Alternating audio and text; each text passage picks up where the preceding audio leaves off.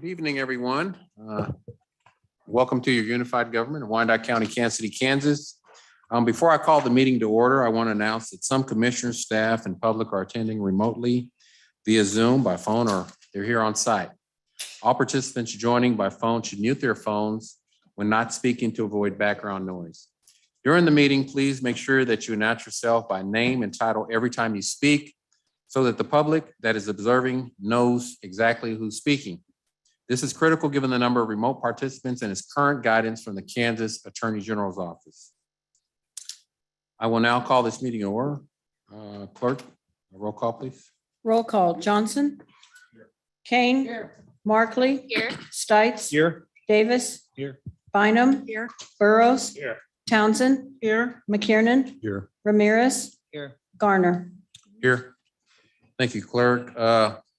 This evening, the governing body is conducting two public hearings. Tonight, we will hear public comments regarding the governing body's intent to exceed the revenue neutral rate, as well as comments regarding the proposed 2022 amended budget and proposed 2023 budgets. I'll ask our interim county administrator, Ms. Cheryl Harrison Lee, to make some opening remarks. Good afternoon, Cheryl Harrison Lee, Mayor and Commissioners and members of the public. Over the past several months, we've had various sessions to gather feedback from the public, as well as from the commission members, as well as the survey that we provided to get your feedback on developing the budget. Tonight, the budget staff will be presenting an overview of the proposed budget, and we'll be looking to get your feedback in the public hearing. With that, I will turn it over to Mr. Lindsay. Thank you, Cheryl. Hello, everybody. I'm Reginald Lindsay, Unified Government Budget Director. And tonight, Debbie Johnson and I, Deputy CFO, we're going to have go over what was proposed in the 2023 budget, and then also factors as they relate to the revenue neutral rate.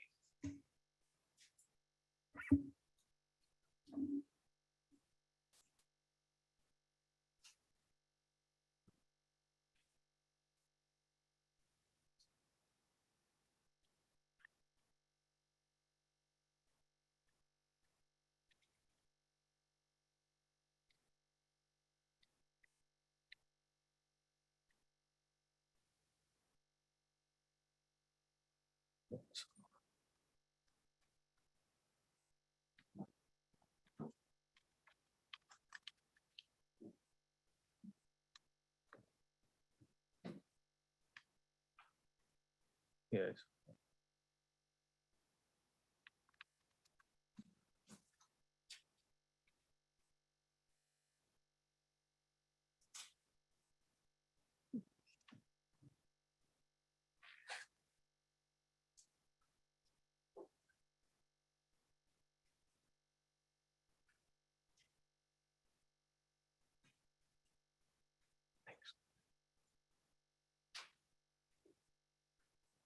So part of the 2023 budget process, the unified government has visions, a vision, and then we also have our strategic goals.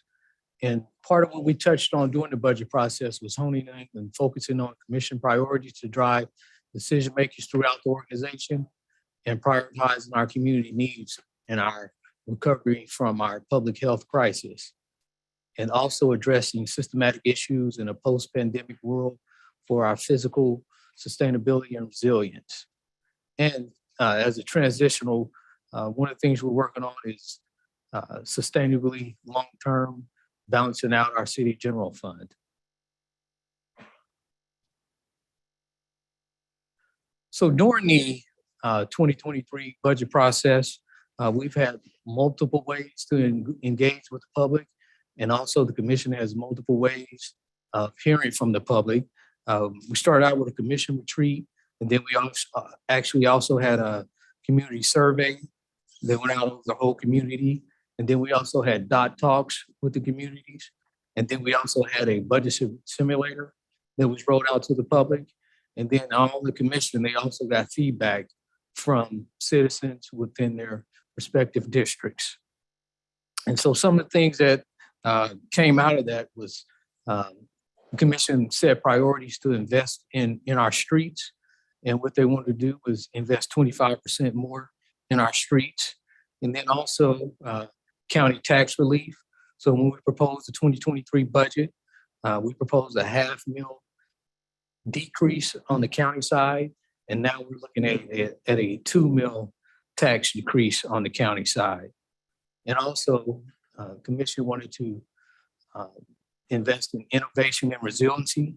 And that basically is to, for personnel increases, provide more benefits, and also raises for employees, and then also do a comp and class study, and then also strengthen our cybersecurity team and enhance it. And then also, commission wanted to invest in our parks, and part of that included shifting $250,000 to our parks so that we can increase personnel there, and also provide more hours in our community centers, and also provide more programming. So with that said, our total budget for the 2023 budget is a $432 million balanced budget that has revenues and expenditures accounted for. And it funds over 29 state certified funds and over 40 departments of the unified government. And this provides 200 services countywide and citywide. So some of the expenditures here are our city general fund, which is a $69 million budget, and our county general fund, which is an $80 million budget, and then our consolidated parks fund, which is an $8.7 million budget. And together, as part of this pie, those funds that I just talked about make up the general fund, and they make up 60% of this pie. The other funds are our other tax levy funds and also enterprise funds.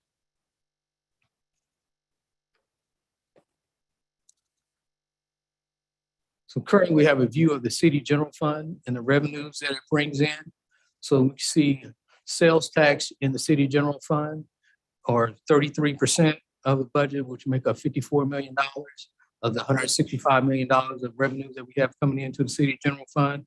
And then we also have franchise taxes that are 27% of the pie, and that's about $44 million. And basically what we have here are taxes from utilities.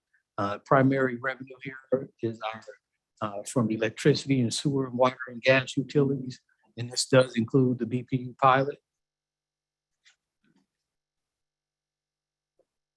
So next we have a view of our expenses in the city general fund.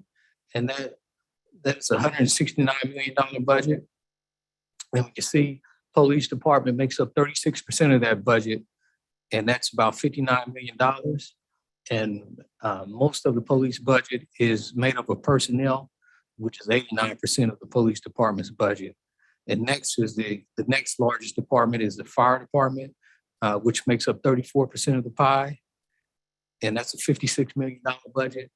And 92% of that budget is made up of personnel. And next we have community services. And basically we have departments there that include neighborhood resource center and our transit services that are provided. Then we have grants and claims. And most of our grants and claims of the city general fund is a transfer that goes to the parks, consolidated parks fund in an amount of $4.8 million.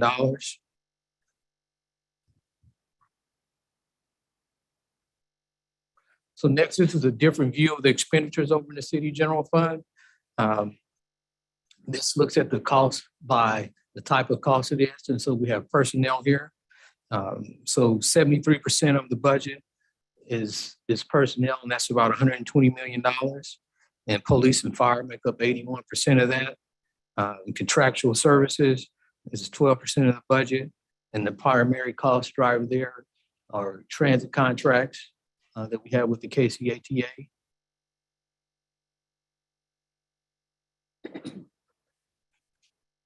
Current slide gives us a view of revenues coming in the county general fund, and that's $80 million. And we see 60% of the revenues come from property tax, which equates to about $48 million. Also, sales tax is 11%, and then miscellaneous transfers are 7%. And basically what that is for interest income. County general fund, here we're looking at the expenses, and there's an $80 million budget.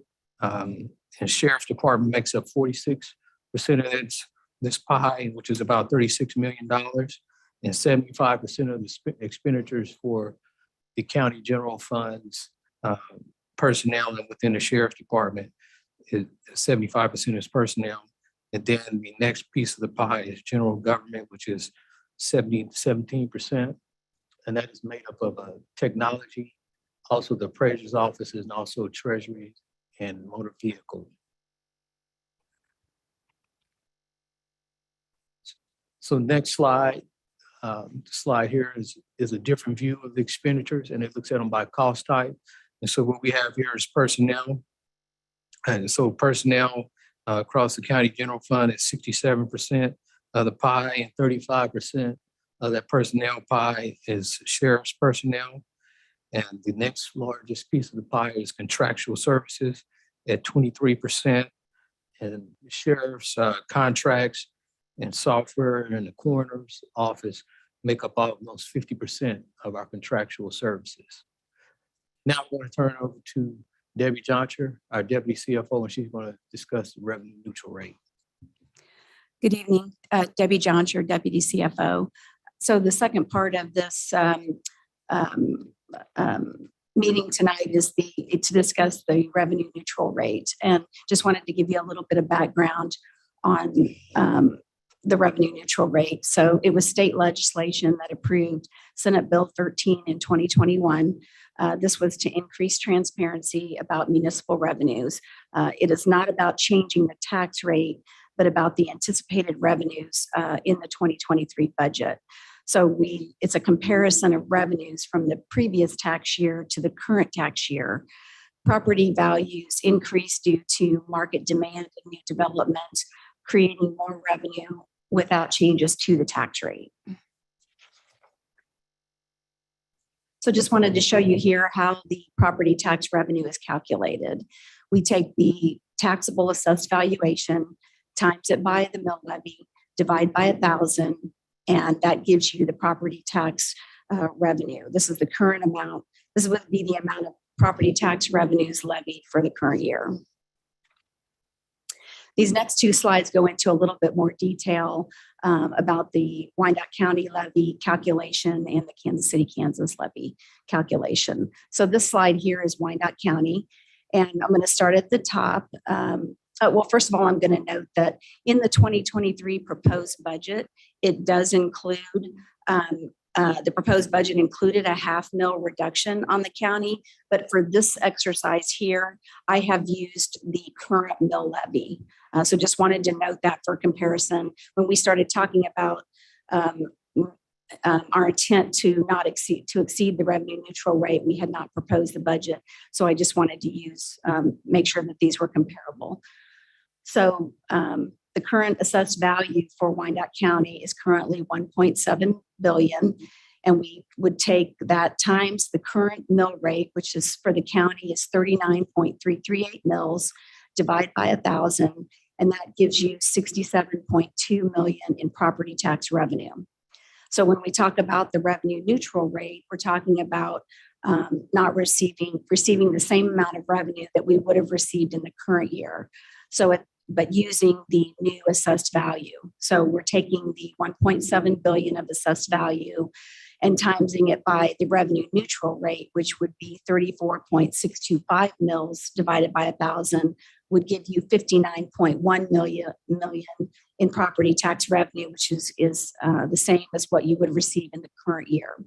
So the difference between that is for the county, it's 4.713 mils, and it amounts to 8.1 million property tax revenue. The next slide is Kansas City, Kansas calculation, and I will just note that there's no mill included here, as well as in the proposed budget, we did not include a mill levy reduction for Kansas City, Kansas. So the current assessed value for Kansas City, Kansas is 1.5 billion, and we're going to times that by the current mill rate, which is 38.482 mils, divided by 1,000 gives us 58.2 million in property tax revenue. For the revenue neutral rate, we use the same assessed value of 1.5 million times the revenue neutral rate, which is 33.828 mils, divided by 1,000 would give us 51.1 million in property tax revenue. The difference on the Kansas City, Kansas levy is 4.653 mils, and the difference in revenue is 7.1 million. So this next slide just shows all the tax levy funds included. The levies are set by entity. So we have Wyandotte County and Kansas City, Kansas. And this shows all the different funds that are included in those levies. So under Wyandotte County, you not only have the county general fund, you have elections, the Parks General Fund, aging, mental health, health department, developmental disabilities, and the county bond and interest. And under the city of Kansas City, Kansas, you have the city general fund and the city bond and interest fund. So this is the same calculation that I showed, starting with the 2022 budgeted property taxes levied for both Wyandotte County and Kansas City, Kansas. And we have the 2022 mill rate, which would give you, in the middle column is the estimated taxes levied with the increase in assessed value. Then we have the revenue neutral rate, and then if you chose not to exceed the revenue neutral rate, then the levied revenue reduction, these would be the amount you would reduce for each fund, and then also the last column shows the reduction in the mill rate. So I'll just note over in the first column at the end for the city and the county, the taxes levied were 110 million with a mill rate of 77.820 mils. With the increased value at that same mill rate, the city and the county would receive a combined amount of 125.5 million. With the revenue neutral rate, the mills would be reduced to 68.4 mils, and that would account for a $15.2 million reduction, or 9.3 mils. This next slide, we just wanted, you saw this during the budget presentation, but just showing the property tax mill rate, and we've used Unified School District 500 as the example here, so that showing that the county treasurer is responsible for the administration of all the property taxes. However, the unified government only receives 46% of the total tax, meaning that 54% of that is levied by the other taxing jurisdictions.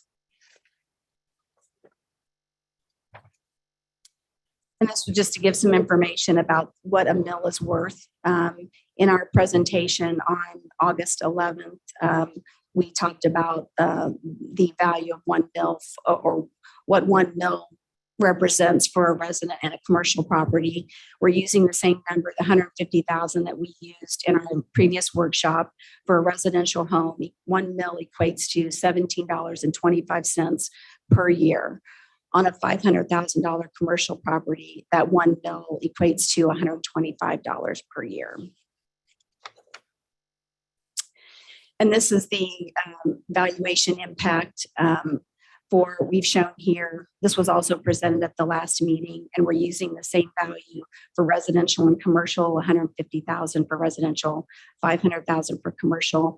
The top line shows if you have a residential property in Kansas City, Kansas, so you are in the city and the county, your residential tax bill for 2022 would be $13.42. With the increased valuation and the $500,000 reduction that was proposed in the budget, a residential property for 2023 would pay $1,578, which equates to a $236 per year increase. For commercial in 2022, it was $9,728, and for 2023, that commercial property would be $10,322 for an increase per year of $594. Below the line is just if you live in the county but not in the city, then it's a residential property is $697 in 2022. And in 2023, it would be $792 for a $113 increase per year. Commercial in 2022 is $4,917. And in 2023, it would be $5,191 for an increase of $274 per year. This is information we've also previously presented, just showing comparable mill rates for the unified government and other cities and counties in Kansas. City rates are in the middle with the other first-class cities, and county rates are among the lowest. The top table is Kansas City, Kansas. And in 1996, prior to consolidation, the city mill was 64.2 million mills, and we ranked first out of 24 first-class cities. In 2022, the city mill is 38.482 mills, and we are ranked 16 out of 26 first-class cities. For Wyandotte County, in 1996, the mill was 32.784 mills, and we ranked 78th out of 105. And in 2022, we're at 39.338 mills, and we currently rank 93rd out of 105 counties.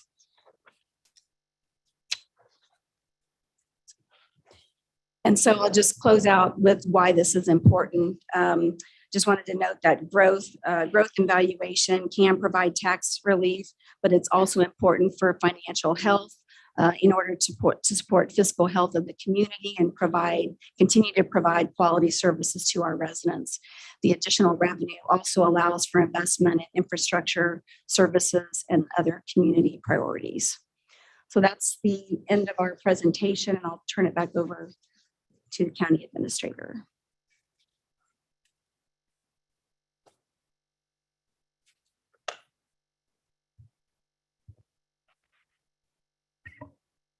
Interim County Administrator Cheryl Harrison Lee.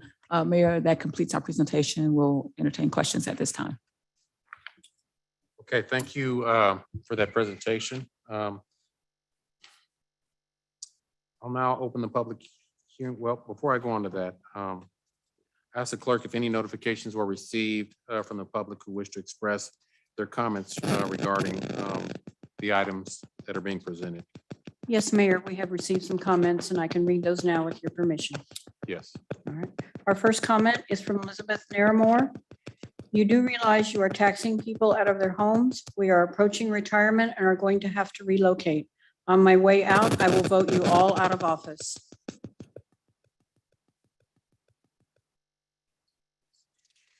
From Leslie Still, please consider my following communication. I have read provided information which states that the county clerk has asked the taxing subdivisions to not tax more than they did the previous year, meaning the 2023 tax would remain the same or lower.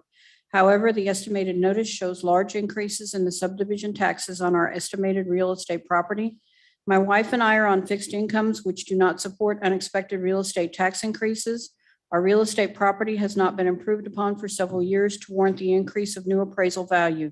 Yet now we also expect to receive high homeowners insurance costs due to the real estate appraisal. We would appreciate your commission encouragement for every one of the subdivisions to hold back on the spending budget and request they hold to the previous level of their expenditures. Thank you for your time and attention to this matter. Our next comment is from Megan Painter. Community Housing of Wyandotte County wishes to join with our community partners in stressing the necessity of funding this year's cold weather shelter. This need is coming into even sharper focus. Those working with WICO's houseless population are now seeing children living outside. These funds will literally save lives and may lead to families and individuals getting the resources needed to obtain permanent housing. It is sometimes difficult to remember the pain induced by exposure to extreme cold while the temperatures outside are in the 80s and 90s.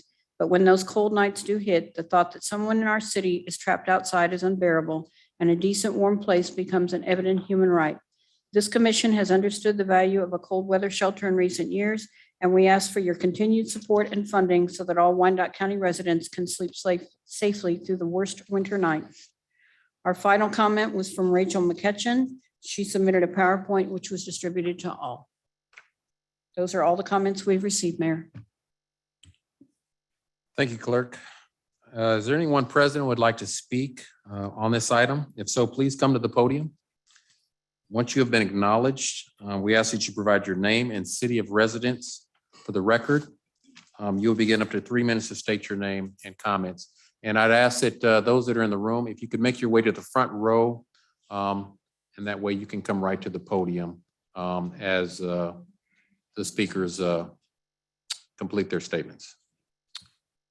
Hey, how you doing? My name is Don White with Daw Industries. I own some properties here in Kansas City, Kansas.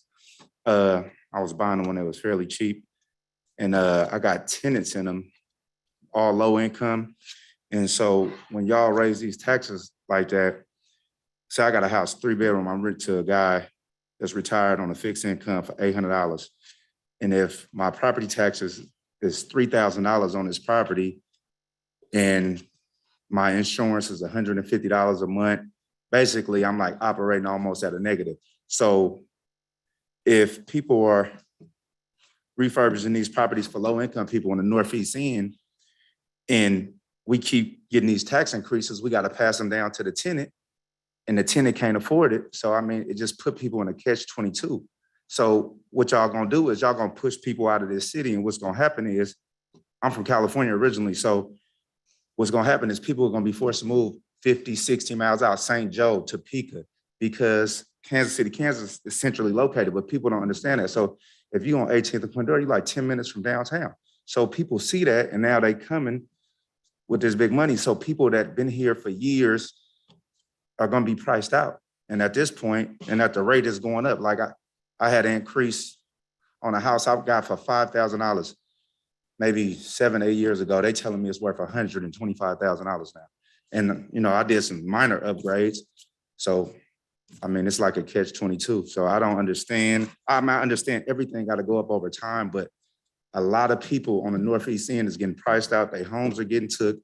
And I don't know how they got this set up, but I know if you can't pay your taxes, you're gonna lose your house. And if it don't sell at the tax sale, it goes to the land bank, which it goes to the unified government.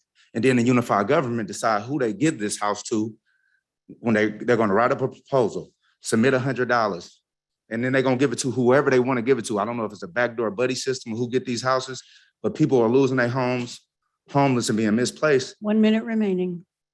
And I mean, what I'm saying is something got to be done. I understand taxes got to go up. I totally understand that. It got to be improvements, but it got to be a common medium, especially for the elderly people and people that's on Section 8 and low income. They've been here for years, and now they see themselves being priced out of the area. That's all I got to say.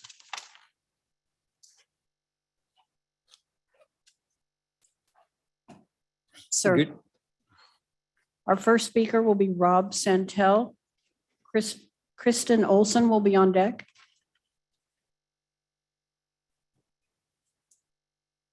Thank you, Mayor. Thank you, Commissioners.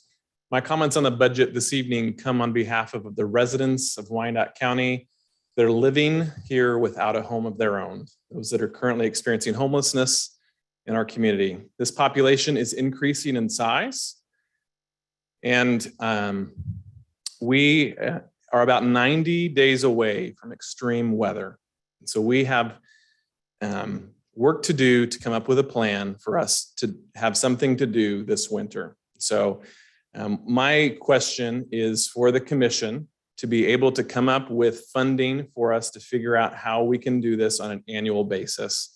So that every year we don't have to come to this point where we have to play this game of how is this thing going to get funded, but that it would be a part of the annual process of the unified government to figure out how can we get this project funded. Last year, we operated 38 nights. We served 275 different individuals. Not only was this a life-saving intervention in our community, but it was also a vehicle that was able to be used to get people into permanent housing. Just this week, we have housed many different people that our first connection to them in the community was through that extreme weather project. Our second ask is that the unified government would designate a point person with decision-making power to be our main point of contact in this process, both in our planning process, especially as we are trying to locate the funding piece, as well as trying to identify what a location that will be suitable for our needs would be. So please identify who that person would be. And then also we are asking the unified government to commit to working with the social service entities that are a part of this, as well as when we work with Kansas City, Missouri on having a regional response to this. We are having conversations with them about how can we have a regional response so that we can have our ducks in a row when it comes to cold weather, which is 90 1 minute days remaining. approaching. Thank you. Our next speaker is Kristen Olson. Kevin Bailey on deck. My name is Kristen Olson, and I've served as a social service provider in Wyandotte County for 5 years and counting. And as such, it's my duty to advocate for Wyandotte County's most vulnerable population, which is our houseless neighbors. Much of what I'm going to ask is going to echo what Rob just asked. I'm here tonight to request the UG consider an extreme weather project in the annual budget process. As you should all be aware, Wyandotte County severely lacks emergency shelter beds year-round, as a limited number of beds are available for single men and survivors or victims of domestic violence. Each winter, we are left scrambling to produce funding and a location for the extreme weather project. This type of project is crucial to provide emergency shelter during the coldest nights of the winter season for Wyandotte County's houseless population. Without this life-saving option, our houseless neighbors can literally freeze to death on the streets. Last year's extreme weather project was open 38 nights, served 275 different guests with a total of 1,606 bed nights, and operated on a budget of only $170,000. And that did not include paying rent and utilities on the facility we were using. I'm proud to say that I served as part of last year's project staff. We were a group of mental health providers, social service providers, healthcare workers, persons with lived experience, and committed community members. But the weight of this critical life-saving project should not rest on our shoulders alone. Our houseless neighbors are your constituents. This project needs the support and active participation of the UG. I urge the commissioners to consider the following requests. One, that the UG consider this project in the annual budget process rather than scrambling each year to figure out how to make it work. 1 minute remaining. Number two, the UG designate a direct point of contact for the project during preparation and throughout the winter. And number three, that the UG partner with the extreme weather projects partners to collaborate with KCMO for a regional cold weather response. Thank you. Our next speaker is Kevin Bailey. Faith Rivera on deck. Good evening, Mayor and Commissioners. It's really a privilege to be here and have a governing body that is attentive and interested in these matters, and also have the public out here. I will express my opinion about the cold shelter or cold weather shelter for our population. I don't believe it's the government's job to provide that type of service. We do have houses of faith and places of worship that do have tax exempted status. And the people that contribute to these houses of worship do it freely. But as we've had people testify, they're stating that they're being driven out of their homes due to the taxes, and they're not contributing money willingly to a noble cause, the cold weather shelter. But I believe the government should be smaller. I think it should spend less money on things of that nature. I come here out of frustration. I live in Bonner Springs, and I have some investment properties that I worked hard on and I finally paid off. But the tax rate, the property taxes, your slides were beautiful. You're articulate the way you read them.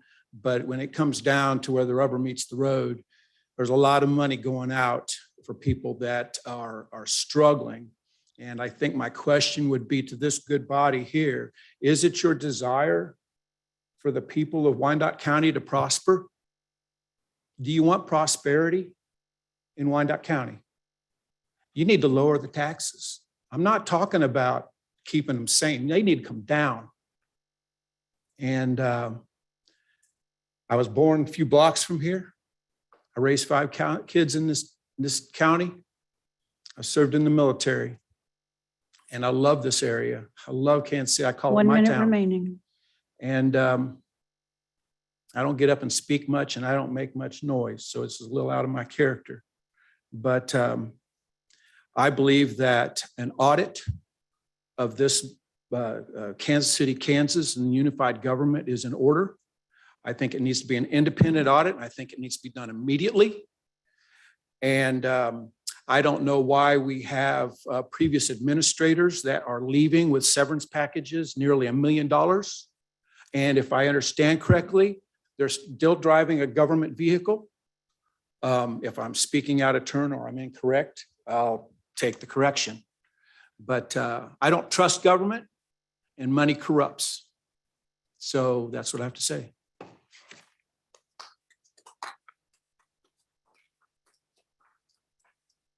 Our next speaker is Faith Rivera. Christine Frolan on deck. Hi, I'm Faith Rivera. As you guys know, I am a avid lover of Wyandotte County. I've ran for, recently just ran for state representative here for Wyandotte County District 37. But I want to talk about, and I'm also too on the Parks and Rec Board, thank you, as just a little information. But I want to talk about real quick is how this impacts me and our community. I don't live here singly. I live in Wyandotte County as a roommate because I can't afford to live here on my own. I live with 5 roommates in a huge house in Turner because we cannot afford to live by ourselves. And that's a travesty.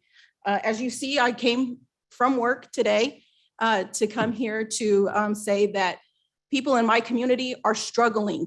You see more and more homeless people in our community because of taxes, because of BPU, and because we can't, are also too, as you're raising our taxes, our wages aren't getting higher. So there's gotta be some conscious, you need to be conscious about this information because what you're doing is you're driving us out.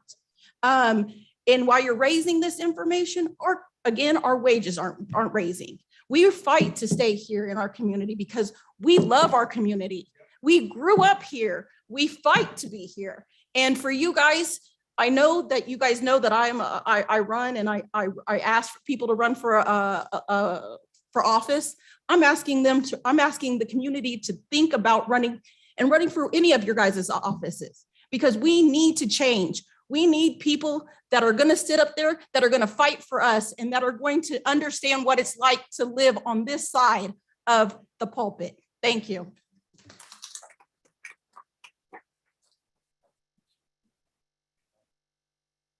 Christine Frolan is our next speaker. Tammy Counts on deck. Hello, I'm Christine Frolan. I've been a lifelong citizen of Kansas City, Kansas, Wyandotte County. was born here, raised here. I've worked for 37 years until I physically could not do it any longer. And so in my retirement time, the last couple of years with inflation and cost of living increases going up, and of course, I'm on a fixed salary. It doesn't go up. And I'm literally at the point to where I don't know that I can afford to live here any longer.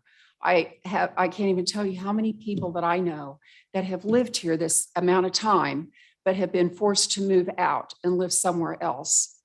And what they tell me is that their utility bill went down, their taxes went down, their quality of life went up. I mean, it's shameful because I know that we've got intelligent people here somewhere and we can do better than this for our citizens. You know, it shouldn't be like this. It doesn't have to be. And I'm hoping that things will change. But from what I've seen the last few years, it's just, this is dismal. And the more I find out, the more disillusioned I am about Wyandotte County. I put my trust here. We've got a new mayor. I'm hoping for a fresh and a new start, but something's got to change. Thank you for your time.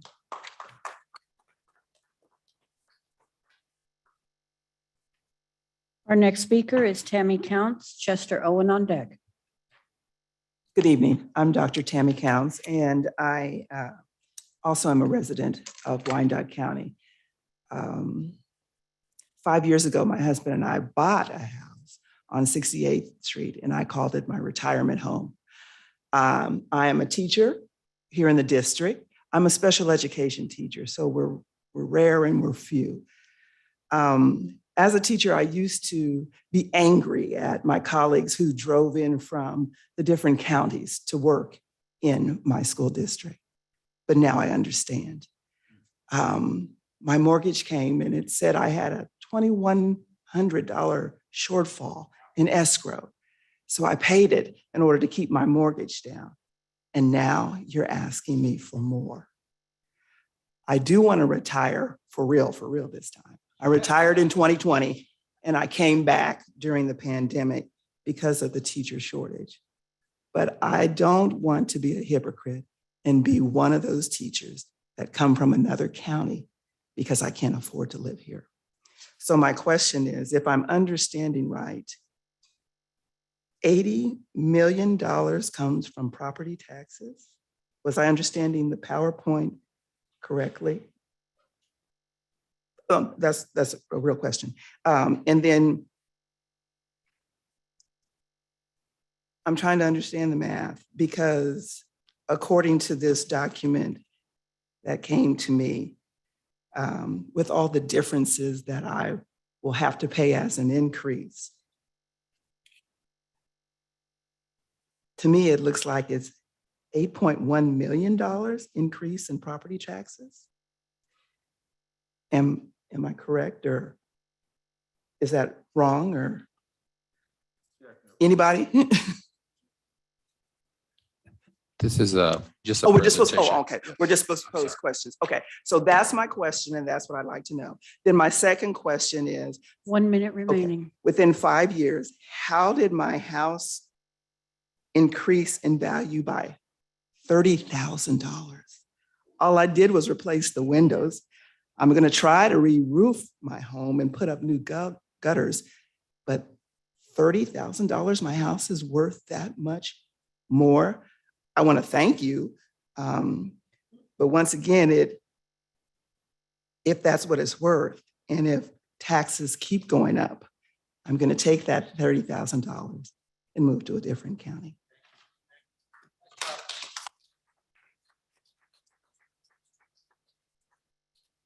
Our next speaker is Chester Owens, Tasha Payne on deck. My name is Chester Owens. I live at 1150 Washington Boulevard. To the commissioners and the mayor, thank you for allowing us to speak. I'm probably at a disadvantage because I have sat where you all are sitting, and I understand some of the problems that you have. Many people are speaking on the residences, but I want to just deviate just a little bit. Our neighborhood group, we own 6 vacant lots. And item that I received today, each vacant lot has increased 300%.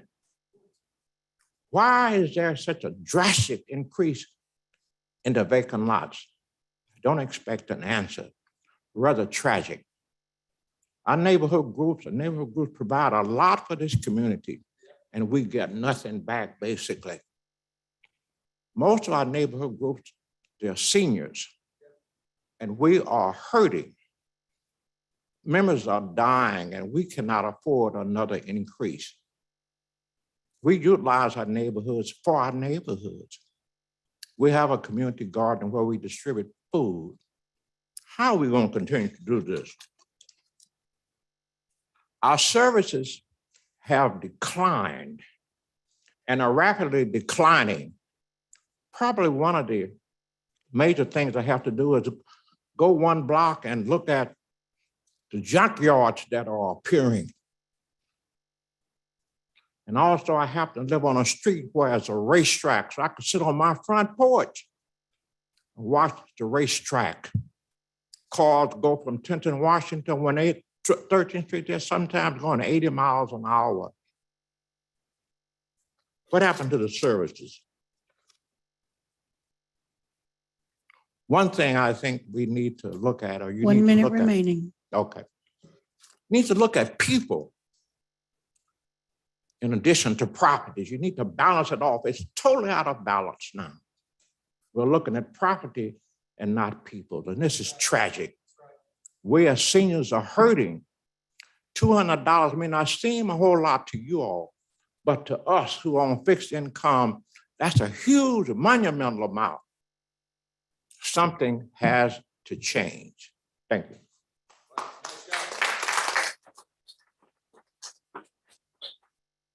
Our next speaker is Tasha Payne. Rhonda Harless on deck.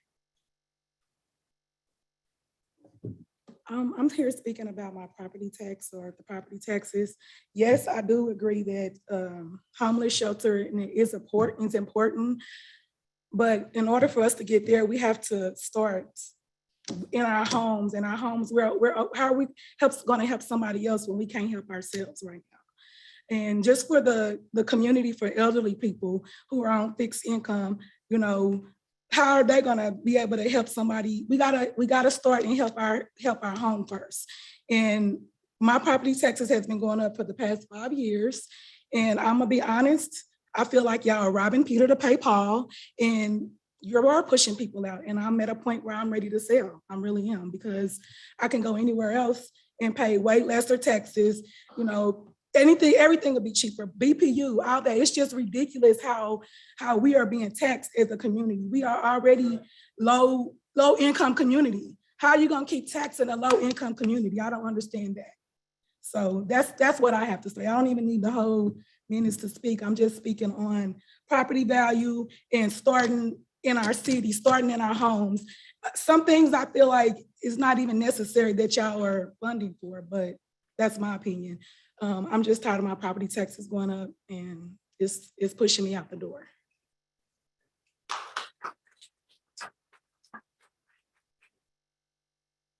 Our next speaker is Rhonda Harless. Annie Boyd on deck. I live in Kansas City, Kansas. I live off of State and 61st. My property value, according to you guys, went up $32,000 from last year. I'm on a fixed income. I will be moving out of this city because of the taxes, if something isn't done fairly soon, because I can't afford to live here. I can move to another state and live high on the hog, and I can't do that here. I have no city sewer. I'm still on a septic tank. I have no sidewalks. My street is dangerous. They don't slow down. They go from one bar on 32nd to a bar on State at 40, 50 miles an hour. And every house, 6 houses, there's children at those houses, and they don't slow down. There's no speed limit sign. I would like to know what's going to be done. Thank you.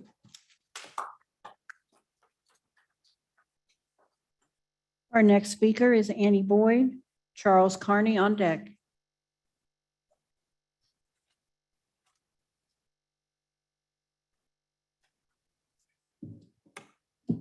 Hey, my name is Annie Boyd.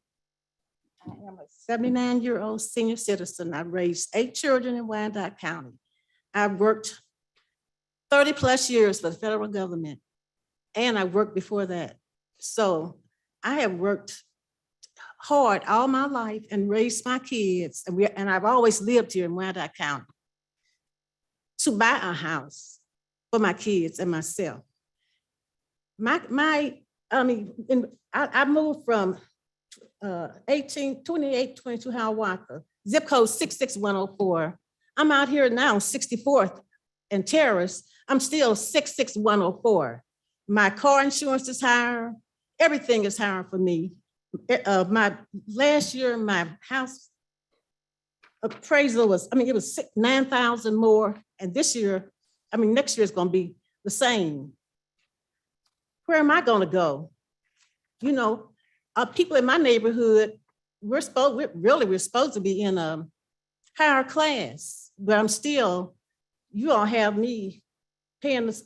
Okay, when I was on Hiawatha, I was only paying $100 a year for my house. Now I'm paying 15, I'm paying ridiculous amount for my, it just don't make sense. It does not make sense. And again, like they're saying, we're people. We worked hard to have something and we can't have it. I worked hard and long so I could live a decent life, but I can't live a decent life if every year my appraisal is going to go up $9,000 more or higher. So I just need some consideration because a lot of people in my neighborhood are moving out. And again, Wyandotte County. 1 minute remaining. Wyandotte County, utilities are, my daughter had to pay $800 a month for a whole year for water and lights. Wow. That's just crazy. And she has 5 boys. Her husband's deceased. It's just ridiculous. Wyandotte County, you really need to do some thinking because again, this is just not right. Something needs to give. Thank you. Our next speaker is Charles Carney. Carolyn Wyatt on deck. My name is Charles Carney and I live in the Prescott neighborhood. My wife and I have been taking in unhoused people since 2004, sometimes known as the St. Lawrence Catholic Worker House. We almost always have 2 to 4 people living with us at any given time. We do this for free. We don't get paid for it. We do it voluntarily. Last winter, before the cold weather shelter was in place, we took in 4, we had a very unexpected spate of cold weather. We had 4 people in our unfinished basement. Not an ideal situation, but it beats the heck out of people freezing to death. Dr. Martin Luther King said, the measure of any society is how it treats its most vulnerable. Well, how are we doing so far, Dr. King? Not very well if we don't even have funds or a plan in place for a cold weather shelter this winter, this close to the time. My wife and I are taking a 20% increase on our housing, on our property taxes. And we are doing everything we can to help people in this community. That kind of feels like, what's that thing called? Oh yeah, no tax. That kind of feels like taxation without representation. Commissioner and Mr. Mayor, we need your help. The burden of housing should not fully rely on us citizens alone. Now, with all due respect, a gentleman came up here and said, that the churches and the social service agencies are willingly taking in people for cold weather and the homeless. respectfully, where are they? Because I have some friends that live in Rosedale and they take some people in. And other than that, I don't know of 1 anybody minute who remaining. does. So I beg of you that we put together resources with caring professionals and a comprehensive plan to not only solve the long-term problem of homelessness, but to solve these emergency problems where people are in danger of dying. And we need to do this with KCMO and with the region. I beg of you to vote for a budget that stands for justice. I beg of you to advocate for human rights, and I ask you to vote for dignity. Dr. King said, justice deferred is justice denied. Thank you. Our next speaker is Carolyn Wyatt. John Coyle on deck. Good evening. Carolyn Wyatt, live at 359 Troop, KCK 66101. And what I want to say is that there was someone made a statement saying that they take their orders from staff. Staff didn't put you there, so you should take no orders from staff. The community put you there. So you should be listening to the community. I know that I have some vacant lots. They were like $5, $6 a year. Now they want $300. So what they're trying to, what you call that, gentrification. And, you know, it's not about gentrification. It's about residents. It's about people. You know, people put you there. Maybe you're not the person need to be there if you don't see the people. Elections coming up next year. The seat probably be somebody else in those seats because I'm going to be advocating. I put out a slate every year. Believe me, your name will be on that slate if you don't hear the people.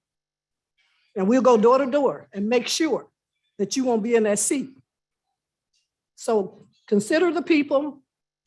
Some of you may not be running. That's okay. That's good if you ain't running. I see some smirks. That's good if you're not running.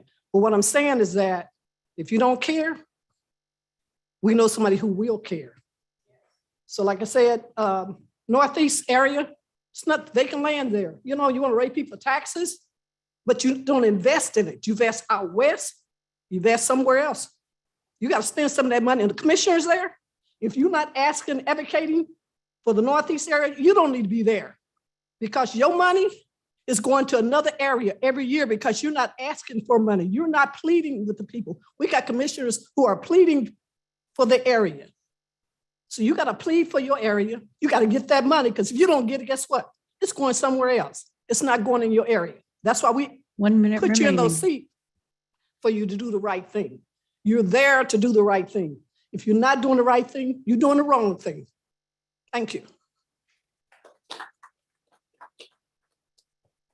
Our next speaker is John Coyle. Al Greenwood on deck. Good evening, Commissioners. My name is John Coyle. 20 years ago, I came into the Kansas City metropolitan area and came into KCK and started purchasing houses and rehabbing them and holding them. I'm an Episcopal priest. I came into this area because I had a sense of ministry and a sense of call to try and provide quality housing for people.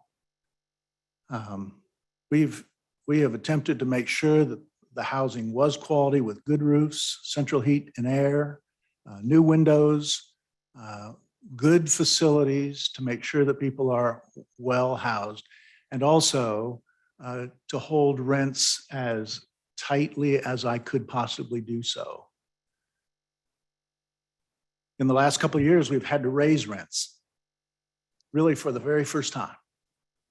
And this last year, I've had to raise it between 6 and 10% in order to deal with the insurance hikes and now the tax hikes. And the problem is that when these taxes jump the way they do, they burden the most vulnerable in this kind of situation.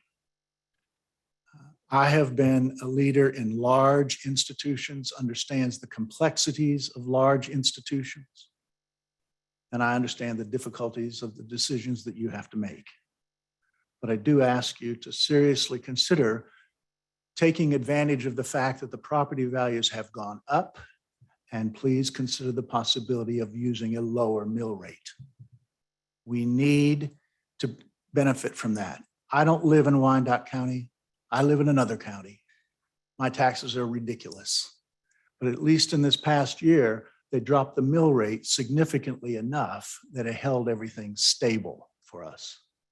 So I want to encourage you to approach it this way. 1 minute remaining. You can have the mill rate that where you drop it down a little bit and still bring in a few more dollars. And I want to encourage you to consider that in your deliberations. Thank you very much.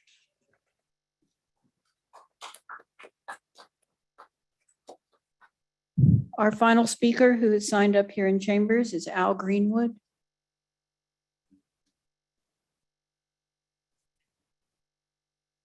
Mr. Greenwood. Mayor, those are all the speakers we have in chambers. We do have some online. Thank you, Clerk. Before we go online, is there anyone else that would like to speak before I move on? I'd like to give you that opportunity. Please come to the podium, state your name and your residence. My name is Sandra McGill. I'm born and raised KCK, Wyandotte County.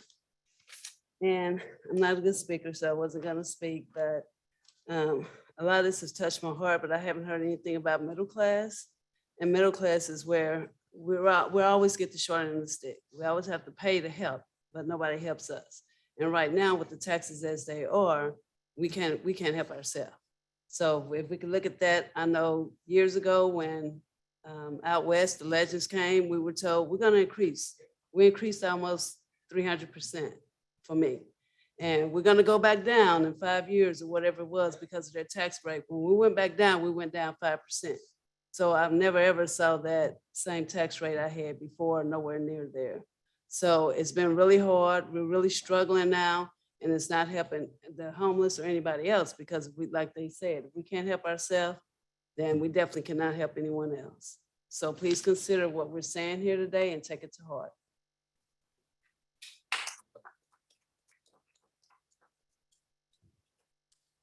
Thank you. I'll now recognize members of the public online who would like to speak on this item. Please raise your hand so the clerk can acknowledge you. When recognized, please state your name and city of residency for record. You'll be given up to 3 minutes to state your comments. Clerk. Our first speaker is Nehemiah Roselle. Ms. Roselle.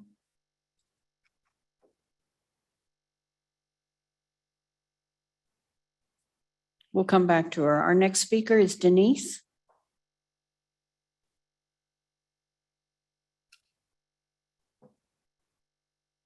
Denise, you're muted.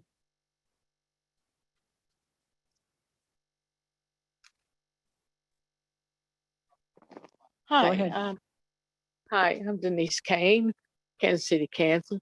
And all I would just like to say that I would like to see the commissioners and the mayor take and be very considerate of how we older people that lives in this community are struggling to take and pay taxes, to buy food, to be able to live as we have in the past. That's all I wanted to say.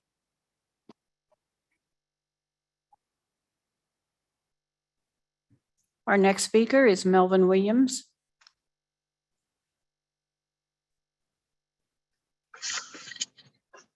You know, for the last, I want to say month, I've been requesting, well, let me first say this. We're getting overtaxed and no city services to go with it. We have departments that have more supervisors than employees. One department I know has 10, including the supervisor, 10 employees. So 5 of them are supervisors. When are we going to finish consolidating the unified government? We could save a lot of money that way. But I guess when it's not your money, you don't care how it's spent. I've been asking for a month now on my street alone, and various other streets, but my street alone, I know I'm 5'7", and the weeds is at least a good 9 feet tall. That I've been asking for the city to come out to cut it down. We have a dead end sign at the end because I live on a dead end. And if it wasn't for my neighbor down the street pretty much just chopping or weed eating in front of the dead end, nobody would know that it was a dead end sign there. Potholes all everywhere. I see that in some areas that they are out there filling them in. But the point is, we're getting taxed and nothing to show for it. I don't want to beat up on one part of town because it's not their fault that they choose to live there, right? But I'm not going to say that I live in a dangerous area in town neither. But at the same time, I do want my city services that I pay for to come out and cut grass on my street that's taller than me. That's not fair. I almost hit a deer today if it wasn't for him sticking his head out. If it wasn't for me helping my grandmother, Lord forbid, that she would probably lose her house because everybody keeps saying, and I agree with them. Taxes go up every year, but these old people out here, they can't afford it. If they can't afford they barely afford their medication, what makes you think they're going to afford extra tax increase on their property? Consolidate the unified government, give us what we ask for, city services, and figure out a way to help our senior citizens. Thank you. Our next speaker is Rachel Russell. Good afternoon, good evening. My name is Rachel Russell. I currently reside in the Rosedale community. I would like to speak on behalf of the proposed 2023 budget. I have 3 asks this evening for the commission and this administration. 1, that the unified government consider extreme weather project in its annual budget process rather than scrambling each year to figure out how to make this work. We can and we shall do better. 2, that the unified government designate a point of contact for the project to communicate directly with social service providers and like partners in preparation and throughout the winter season. 3, that the unified government partner with the Extreme Weather Project partners to collaborate with Kansas City, Missouri for a regional cold weather response in other jurisdictions. At this point, we are 100 days away from the first day of winter based on the cold weather rule. As we, as well as our most vulnerable, cannot wait a day longer to not be proactive versus reactive. Many partners are at the table, many that are represented tonight, to ensure not one more person dies in Wyandotte County this winter due to cold weather injury. As a member of the community at large that participated in the operations last year, I know the impact of the shelter firsthand, and many of those that I met last year are housed or in the process of getting housed. This isn't just an extreme weather project or a shelter, but a gateway to ending homelessness in our community. I hope the UG will prioritize the need for this project now and in the future. In closing, I don't have the golden solution, but we've got to address families experiencing homelessness as well. We are seeing an uptick. 1 minute remaining. We are seeing an uptick and it's heartbreaking. We need your support and your commitment to addressing the immediate needs of those most vulnerable in our community. Thank you. Our next speaker is Starzette Palmer. Hello, my name is Mel Winter and I'm the Director of Operations with Our Spot KC. And I'm speaking in regards to the cold weather shelter. Our Spot KC worked with other agencies, social service providers throughout Wyandotte County last year to help provide the cold weather shelter. and I wanted to speak to its need and the vulnerability of the population that's experiencing houselessness. Our Spot KC specifically provides dedicated services to LGBTQ plus folks, and our population is dramatically overrepresented, and we're able to be there in those cold weather shelter nights and provide the gateway to housing to get people on lists and to do everything we can to connect people with services.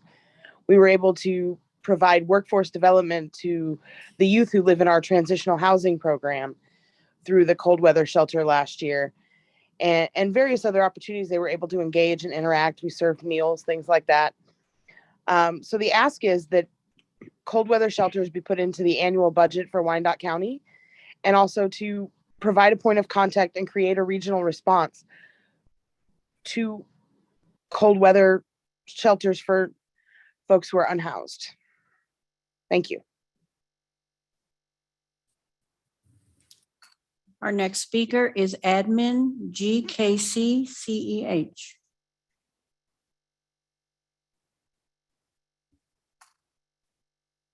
You're muted. Oops. Hello. Sorry. So this is Nehemiah Roselle. I guess I must have been on a different Zoom account.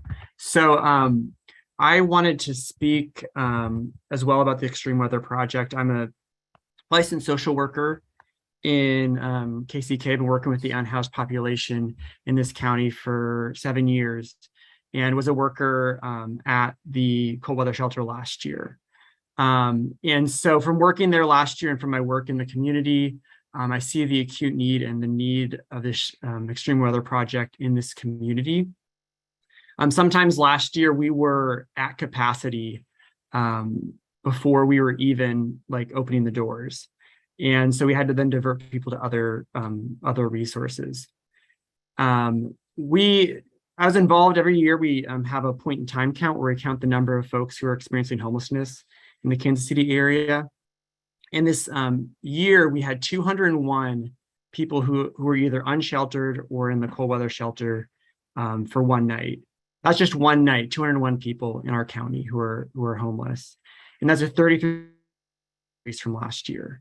So the need is real. I also manage a housing list that has over 120 people who are literally homeless and waiting for housing. And that's the biggest it's been since I've been in my position. And during the point in time count, we are able to see geolocation of where people are at. And the vast majority of those surveys of people who are unhoused were east of 18th Street. And so really the Reardon Center last year was a prime location because it's near the people in need and also near the bus line and transportation. And so like others here tonight, I'm asking that we have funding for this year. And that's coming up really soon, as well as a location, as well as dedicated funding in the budget for ongoing years, because every year we're just scrambling to try and figure out how we're going to help these folks who have nowhere else to go on the coldest nights of the year. We also need a dedicated staff person who has real authority that we can have ongoing support from and communication with in the UG, and then also a regional plan so that we're not at 1 minute remaining. CMO. And I just want to say also, I appreciate people's concerns about the property tax, but there's not an either or, and we're not asking the city to raise property taxes to fund this cold weather shelter. This project is pennies compared to the city budget as a whole. And in thinking about this project, I think about all the people last year who I saw at the shelter, people who lacked a lot of self-care, people who are struggling with mental illness, the people I see every day in those same situations who are in dire danger on the coldest days of the years if we don't fund this project. I think of the individual I saw today that was coming out of my work, a elderly veteran in a wheelchair, recently homeless. And if this was January, he would have nowhere else to go tonight. And so for those folks in our county who are in this on this need. Your time has expired. Thank you. Our next speaker is A. Dusick.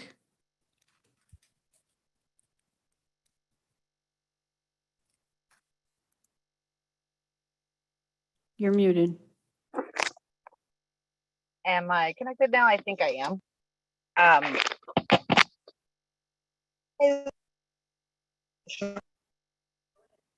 I am not an elderly person. However, I am disabled. I have a very limited income. As my real estate taxes stand right now, I have made zero improvement to my home. I have been unable to make any type of improvement to my home. And it currently requires a minimum of 3+ months of my entire disability check per month. The entire thing at the current taxes would take care of my yearly tax. My home this year, with not a single thing being changed, has increased 76.573% with nothing being improved on my home. Yes, I understand homes around me are selling more than they ever have. However, with those homes, they have gone in and been completely rehabbed by a person who flips homes or that nature. I raise a child, and my gosh, if I were to have one emergency come up, I would not be able to tend to that. With an increase in my real estate taxes, you are guaranteeing our homelessness. With that being said, those 3 months worth of my income that has to pay for what is current on the taxes for the tax year, I would not be able to take care of BPU. So then I'm in a pickle there, not being able to have utilities for sake of having to be able to take care of the already high taxes. If my ability to appeal my taxes would have gone through, but coincidentally, I'm putting in my appeal when your computer system got hacked. And I've been told tough luck since then. I've not been able to do anything to counteract your guys' increase, but I'm trying my darndest. And I just really don't understand. 1 minute remaining. Everything in this county is going up, up, up, and we've got big corporations coming in, and we'll just forgive their taxes. What about the people who have been tried and true for 40+ years or more in this county? We sure don't feel the love back. That's a guarantee. And my father retired working for this city, and I'll be darned if I lose our family home because of these taxes. This is too much, you guys. It's not fair. Thank you. Mayor, there are no other hands raised online.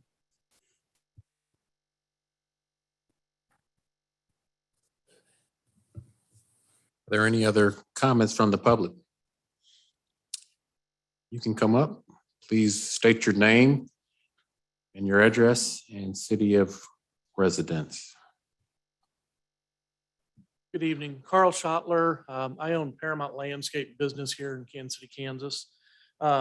I live in Lenexa, but I located my business in Kansas City, Kansas because of the appeal it had back in 2003 as far as affordable tax rates and a community that was welcoming to a business of my stature. In listening to this, and I understand, I mean, this is a very proud community as I've listened to all these comments. To me, and again, not necessarily a knock to these, very intelligent people over here, but all they've done is manipulate the numbers. Back in 2018, the appraisal value of property went up 46% in 1 year.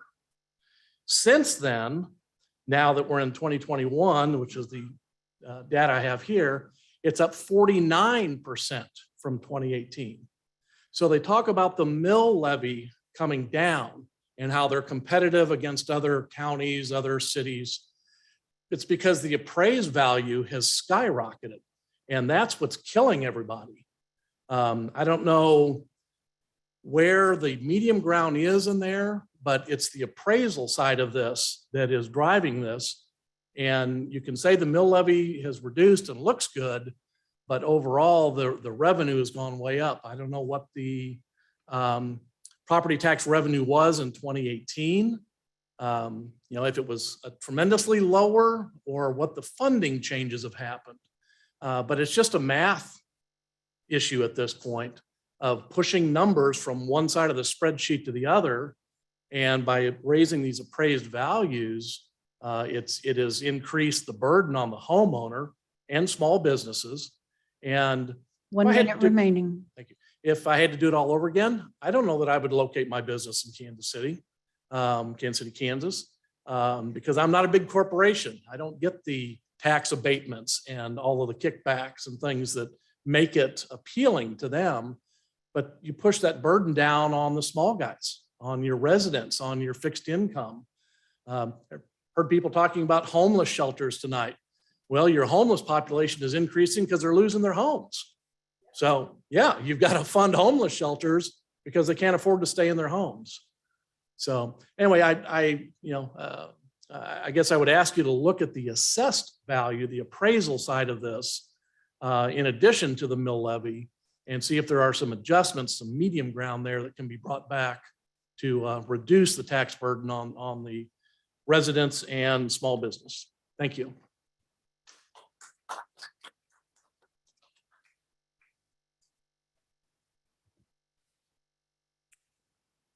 One more time. Is there anyone else from the public that would like to make any comments in regards to the issue at hand? Yes, please come forward. State your name, your address, and your city of residence, please. Beverly Watkins. I live on 59th Street in Kansas City, Wyandotte County. But the thing I want to say, because, oh, I'm sorry, I'm sure. But the thing I want to say is that I am one of those that bought a house. I sold my house and bought another house. And when I bought my house, I moved in there. It had been renovated, like somebody was saying out there, and the price went up. When the original price was $88, and then it went up to $200. But the thing I want to say is that when I moved in there, the tax was $1,600. So I bought the house because of the payment amount and everything.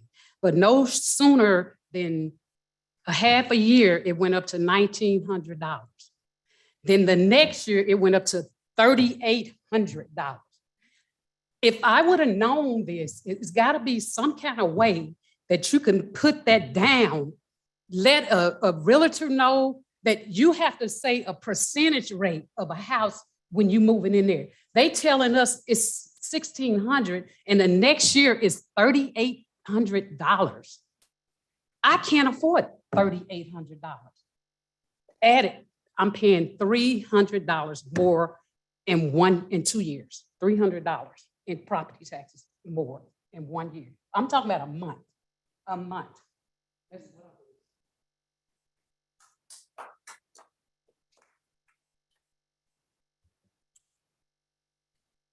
This will be the final call. Is there anyone else in the audience or online that'd like to make a comment in regards to the matter that's been presented before you tonight? If there are no further comments, I will close the public hearing. Do any members of the commission have any questions or comments they would like to make in regards to the matter that is before us?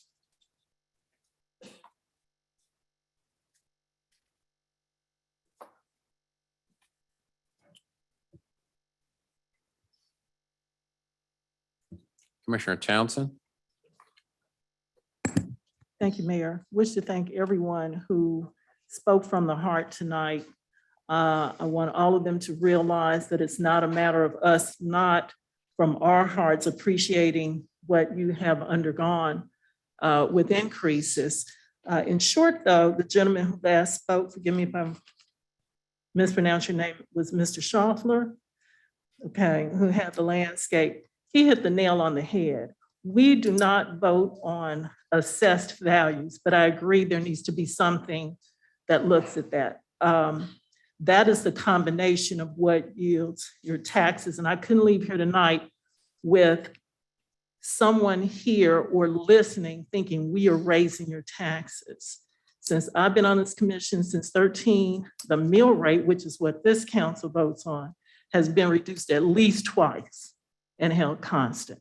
But there has to be some way we can look at assessed value. From what I was told, assessed values is evaluated at the beginning of each year and looks at properties like yours, whether it's a house or vacant land that sells. And that's where these rates are supposed to be coming from. But I agree with you, we need to look at what we can do to level those off, bring that down. I think one of those things is market forces. If you have more need, more demand than you've got housing stock, that's going to raise your prices. What we can do about that, I'm not sure. Get more housing stock in here. I know our interim administrator has talked about a plan for housing. That is one, I think, long-term goal, but didn't want anyone to leave here tonight thinking we're voting to raise your taxes. That is the effect. It affects you all. It affects us as well. Also, there were a lot of numbers tonight. We have to, in my opinion, reevaluate where the dollars are going, just so you all know, again, of the dollars that the UG collects, all of that is not for the UG. We only get to spend 46% of every dollar that's collected from all the taxing entities. And I would encourage you to make your heartfelt pleas to the other taxing entities, the school board, junior college. These are also entities that are elected officials, have elected officials just like us, but it seems like we always get the passion, and that's okay. That education is vital to this process. So where we have currently in the proposed budget a $4.3 million deficit in the city general fund, and that's the fund where the majority of our expenses are paid from, the majority, police, fire, road, streets.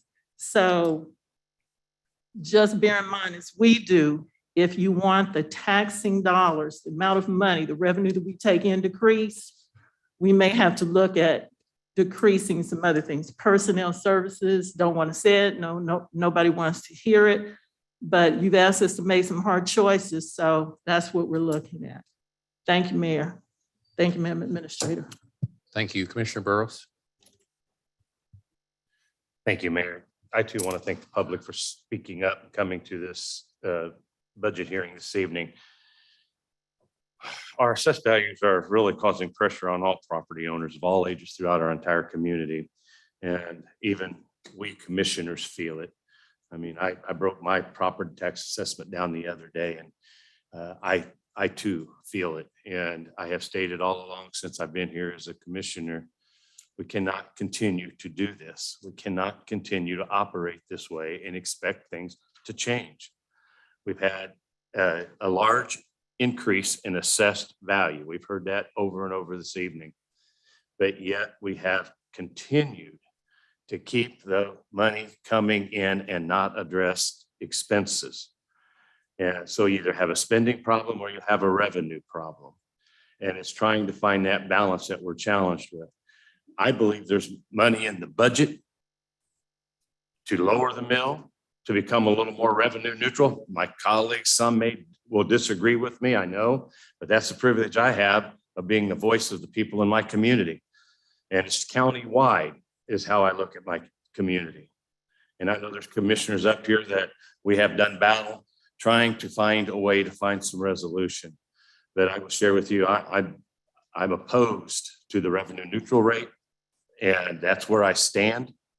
I want property tax relief. I'm gonna take my legislative hat off, my commissioner hat off. I'm putting my property tax owner hat on. I want my taxes lowered.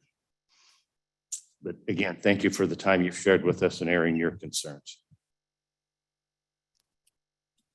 Commissioner Ramirez. Thank you, Mr. Mayor. Thank you, everyone who came out tonight. I'm listening. I am. I talked to my district, Rosedale.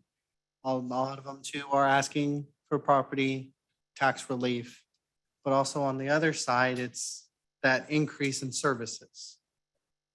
And so it's where I stand, I need to help, I need to find that balance of that property tax while also being able to provide more services.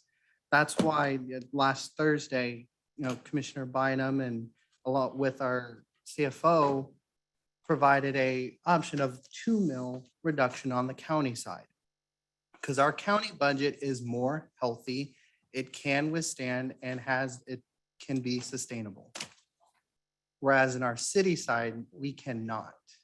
Because as Commissioner Burrows said, we may have a spending problem. So we don't have the resources to provide that mill reduction. But I support on the county side, a 2 mill reduction. But along with what Commissioner Townsend and the gentleman said, maybe we do need to look at how we assess in our appraisal process. That was something when I did run for this seat, that was something that I can tell you every time I knocked on a door, property taxes was the #1 issue. And that was one of the things I talked about was maybe we need to look at how we assess our appraisal process, whatnot.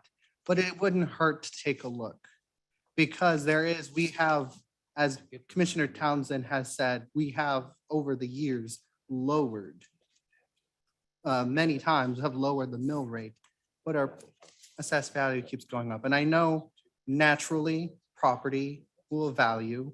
If homes are selling more around you, it'll go up, but I don't think it'd be going up exorbitantly as they are. But I want property tax relief. I just don't want us to cut too much where, and this has happened in the past, where the commission has cut too much and then the next year they had to raise taxes because they cut too much. That's where I'm at. I do want property tax relief, but I want to make sure that we do it right. We do it the right way. Now I don't think revenue neutral rate is the way to get there. We can lower it little by little every year. But I think that's a drastic cut like that it's going to be a shock to the budget. And I don't want us to cut services when you all are asking for more services, better services. And to your question about the 80 million, that's the county budget total. That's how much we have budgeted for the county. And we're bringing in the same amount as we're spending on the county side. That's what that 80 you're talking about. So I do support the 2 mill reduction on the county side. I do, because we can sustain it. It will provide some tax relief on the county side. The city needs some work. And I have pledged, and a lot of some of the commissioners here have pledged on, along with our county administrator, our interim county administrator, is looking for those efficiencies within our government, finding those cost savings. Just in our standing committee earlier tonight, our Public Works Department gave us an update on a program that they did where they created cost savings by doing training in-house rather than external training where it would have cost more. But they worked together to create those cost savings and that efficiency. And that's something we should do throughout all of our departments. And so I have pledged to do that. I have pledged it to our administrator, to our staff, of working with them to find those cost savings so that we can provide more and better tax relief. But unfortunately, like I keep saying, when people ask how it is to be in government, on the outside, it looks slow, but once you're in government, once you're here, it's even slower. So it takes time. I'm committed to it. If next year, if between now and when we adopt the budget or after we adopt the budget and we work with the commissioners and staff and our administrator, if we can find more cost savings, more of those efficiencies, drive down our costs, and then next year, I would be more than happy to have more conversation on tax relief, not just on the county side, but also the city. Because that's where the majority of our expenses come from, is the city. So I do hear you. I have family. Lord knows they have come to me. They have called my phone too. So I hear you and I am committed. I have good friends I have good friend Faith out in the crowd. Can tell you, I am a Mexican American. Part of our culture is being honest and operating with integrity. And that's how I've done ever since I've been here. And that's what I'll continue to do. So, thank you. Commissioner Johnson. Thank you, Mayor. Mr. Lindsay, on page 5 of your budget overview, I see the expenditures of all funds is at $432 million. Do we have a page or anything that shows the revenues from all funds? I just see the expenditures. No, that's not included there in the presentation, but if you hold a second. I would love to see that. I think that I've said it before. It's 425 million. 425 million. And expenditures are at 432 million. So that lets me know that we are structurally unbalanced. I thought I heard that that the budget was balanced. Did I hear? And so, yes, the budget is balanced, and the reason it is balanced because we have fund balance that we can spend from to make it balanced. So it is structurally imbalanced. I would disagree. Yeah, it's structurally imbalanced to the tune of $5, $6, $7 million. I'll do the math for me. Yeah, I see that $7 million. So I've always been one that has advocated that we do not need to touch the fund balance unless we have no other choice. So this means to me that we still have work to do, and we're doing this in a climate where our constituents are asking that we lower their taxes, which would be revenue. And when we're $7 million already in structurally unbalanced, learn these terms here, it makes it awful hard to suggest that we would lower taxes when we already have a $7 million hole. I will say that in light of the increased valuations that are going on, that we should protect our senior citizens and those that are disabled that have talked tonight. We should, as a government, try to figure out ways that we can protect them as market values increase in terms of property. But when I look at and ask that question and get the response that I received, then it lets me feel even more certain that now is not the time to lower the mill levy. I can't speak to the appraised values as has been brought out to us tonight. And this is not towards you, Mr. Lindsay. I'm just talking at large. Because we have been approached by our public works director and letting us know that we need an average of $20 million more a year just to deal with the number one issue that we have that our citizens have told us they want to address, which was our streets and our roads. That was on a community survey. In order to address that, we're going to need more money. We already told Angel in Parks and Rec that we wanted to have better amenities, particularly east of 635, in terms of our parks. And if there's somebody here that I'm not going to name that wants a whole new park, you can't.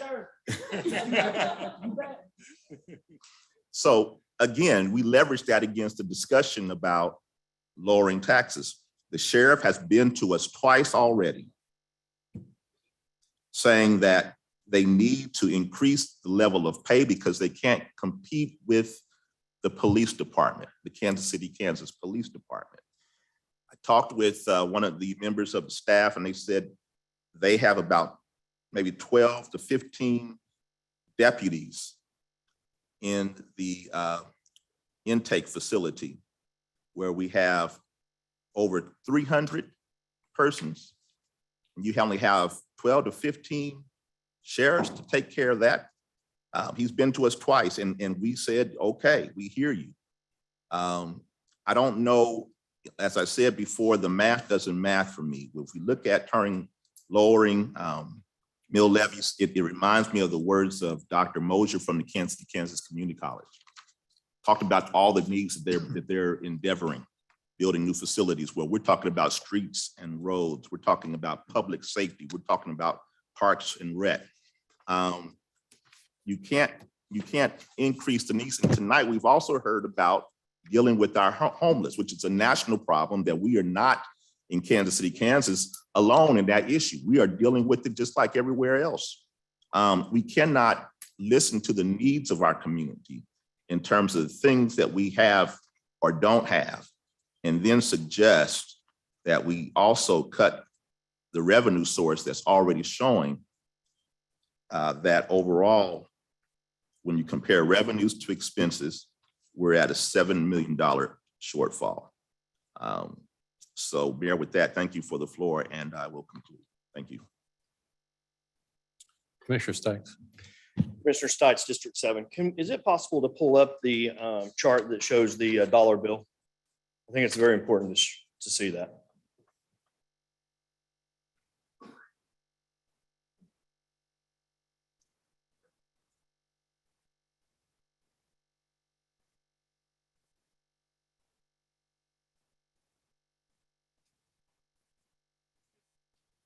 The dollar bill.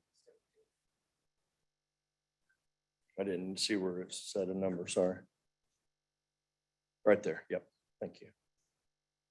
I hope everyone can see that. Well, not yet.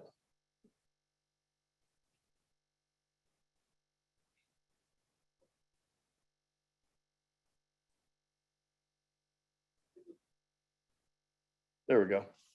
Okay, well, before I just wanted that set up before I start to talk about it. But whenever you hear the stories that are being told out there tonight, online, in person, I'll tell you, if it doesn't pull at your heartstrings to hear people that can't afford or have to make decisions on whether they're going to buy medication, put gas in their car, or even be able to go visit family or have dinner that night, we better start paying attention. What it tells me is that we've done a terrible job. If we're presenting, and it's not a balanced budget, Commissioner Johnson, I agree. It's not balanced. We're out of balance. We're out of whack. And we better start looking at other ways to take care of it. And if it means we got to start cutting services, then we need to start cutting services. And Commissioner Johnson mentioned Dr. Mosier and them trying to build new facilities. Stop building new facilities. We can't afford them. You know what? Did you guys look at the very end where it says 16 KCKCC? When you guys are advocating for us to lower the mill levy or hold it down, there's a pretty good chunk of money that's coming that you guys are paying, and they're building new facilities. The community college was in here last week, I believe, and they said they have no intentions of lowering the mill levy. They're partners of all of ours. And if we're going to, and we have asked as a commission to have all taxing entities brought into the room together so that we can talk about how we can lower or hold the taxes down. And that is yet to happen. They don't want to hear it. But yet here we are facing the brunt of it. And I'm going to tell you, I'm a newly elected commissioner. I got broad shoulders and a big belly, but I got broad shoulders. I can hold it. And I appreciate you guys coming in and voicing it. But I'm going to tell you, 46%, the unified government, 54. We don't even control half of that. We don't control half of the dollar that you guys, I say you guys, it's us too. I pay my taxes and I don't want to pay the high taxes either. So we don't even control it. So I encourage you, and Commissioner Townsend, when you said that you advocate for people to reach out to the other taxing entities, they need to hear this same thing. You guys need to be talking to them, so do we, but we can't seem to get them in the same room to have a discussion. So I am for tax relief. I am for tax relief. We have to do it. I don't believe that every single fund balance that the unified government operates has excess funds in it. Every single one, I said. And I don't know why. If it says we need $500,000 in a fund, we got $2.2 million in that same fund. Let's get rid of that money. We're statutorily required to have certain funds for a rainy day. Let's hold that line. We don't need more than what we're required to have, because we can pass that on to our constituents. We can lower our taxes. The other thing that I'm going to say is the 20,000, I wanted to ask actually, the 25 that Commissioner Johnson asked about or mentioned on the public works. They're asking, I think it was 25, actually, you might have said 20, but I think it was 25 million additional each year. Is that on the city or the county side that would? City. So that's on the city side. So, okay. We're asking for a county mill reduction, not a city side mill reduction. So, okay, that has nothing to do with it. Let's leave that out, because that's a city, that's the city side. We're talking about a county mill reduction, which hasn't happened, has not occurred in how many years? I asked this I believe last Thursday, and I have never got an answer. When was the last time that the county had a mill reduction? Still waiting. But it's time. And we were told at the last presentation that when the city mill levy got reduced in 2017, 18, and 19 by 2 mills, 2 mills, and 2 mills, that's because the county was in trouble and the city could handle it. Now it's just the opposite. The county's not in trouble. You just heard it. They're 80 million in and out. But we're not reducing the mill levy. We're not talking about reducing it, or maybe a little bit. We are bringing in more money this year than we brought in last year, and we don't have to try to figure out ways to spend it. We need to give it back to the people that pay the taxes and voted us up here to represent them. That's all. Commissioner King. Thank you, Mayor. I don't know if this is my 17th or 18th budget. And I have mentioned the park every single budget, because we don't have one west of 435, but there's parks all over the city and we don't have a place to go. I was here when we lowered the mill levy. The following year had to raise the mill levy. Then we had furloughs and layoffs for the employees. And we have to remember their constituents as well. And and there are certain departments that we are damn sure top heavy, and we need to fix that, no doubt about it. But some of the things that the people have to realize, this isn't the only thing that went up. And remember, we're coming out of a COVID. So the grocery stores, the liquor stores, the bars, all those places have an expense now, a delivery expense between 35 and 70. Don't laugh about that. And when I do believe we can lower the 2 mills on the county side.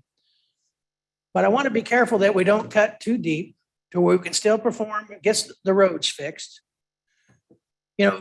When those furloughs happened, the police department was not, they had to vote on not getting their raise. So we dug too deep that time. I think this 2 mill reduction will work, but we have to be careful. And I know it would probably please more people if we went more, but we don't know. COVID's not over. COVID's not over. We don't know where this is going. So I want us to be cautious. And my mother-in-law lives right up the hill. She's in financial stress as well. But we have to be mindful, when we talk about, well, if you dig too deep, then what do you eliminate? What service do we not give you that you want? And it's frustrating to be up here knowing that we need to do something. But sometimes we can only do so much. We are so shorthanded in police, fire, and sheriff, it's unbelievable. We want to make sure that this is the safest place to live. And one of the things that we don't do enough, we don't give credit to our employees enough. We saw a presentation tonight from Public Works. It's probably one of the best presentations I've seen since I've been here. They got a fantastic idea, and perhaps we can use that idea, Jeff Fisher and some other departments, or we do our own training here. We're trying to do something to make a difference. Today, we saw something that I thought was really, really unique, and I think we can expand on that. But we never lower the minimum as much as anybody wants, but I also don't want to lower it this year and raise it next year. Commissioner Burrows. Thank you, Mayor. Well, I'm pleased to see my colleagues talking about a mill reduction. I don't care if it comes out of the county or the city, as long as we get some tax relief. That's what this meeting and this budget's about. But we heard testimony tonight about one lady saying her taxes went up $300 a month. And that's a tremendous burden to carry. And yet we're only offering a $500,000 reduction in our proposed budget. And that adds up to $17.25 per year. That's $1.43 a month reduction in property tax for a homeowner. I don't know if that's considered significant enough to make a difference, but I will share with you that on the small business, it was said that it would be $125 per year.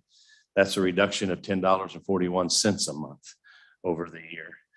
So if we really want to do meaningful tax relief, we're going to have some tough decisions. We also went through a financial audit, and my concern after the audit presentation that in the evening was that it wasn't an action item. Most audits are presented and then they're put on a shelf. So I would ask this body to give strong consideration of looking at that financial audit. It did tell us we were not financially stable moving forward. And there's some decisions, as I've stated all along, they're going to have to be made. They're not going to be decisions that we like, but I would like to be in a position maybe 2-3 years from now to tell the community that we made the hard decisions 3 years ago, and you stayed with us, and we're here today to do what needs to be done, and that's move our community forward. But we can't do it if we don't take some financial changes. Thank you, Mayor. Commissioner Johnson. Thank you, Mayor. And I also want to just say publicly, I appreciate the fact that we can agree to disagree in a matter of civility. And I'm glad that my colleague, Commissioner Burrows, brought that up in terms of how much money the average citizen would actually receive. The average benefit to our tax base in terms of actual money in our pockets cannot be compared to the actual benefit in terms of the amenities and the need for basic services that are still paramount in our community. And so I compare how much money is coming into my pocket versus how much amenity that I can have in my community. It's already been said, Northeast needs a lot. And so our constituents, while they do talk about the need for in terms of dealing with the higher valuations, trying to get my thoughts here.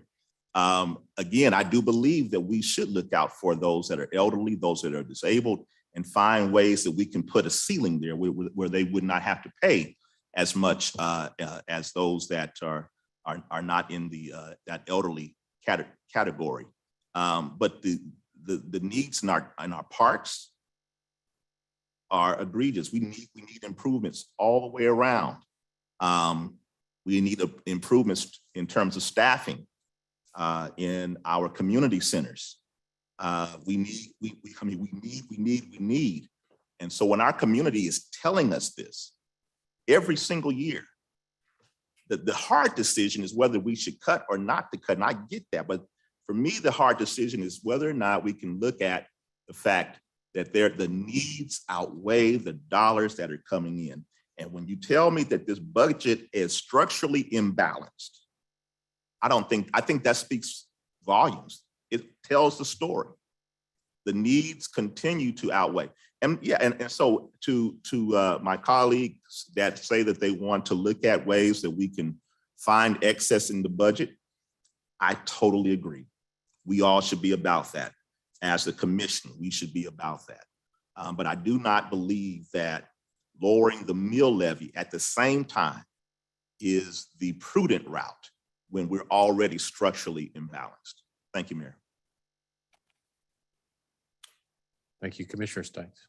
I think it's very important to note that we're structurally imbalanced on the city side, not the county. I'm asking for a 2 mil reduction on the county side. The city side needs to get their stuff together, and we need to figure out how we fix the city side. The county's okay. We've already proven that. That's where we're at. That's why we're asking for tax relief on the county side. And I do. Commissioner Burrows says, I don't care if it comes out of the city side or the county side, the mill reduction. I disagree. I want it to come out of the county side because the county side is what affects every citizen in Wyandotte County, not just the citizens of Kansas City, Kansas. When the mill reduction on the county side happens, it happens for KCK, Bonner Springs, and Edwardsville. Thank you.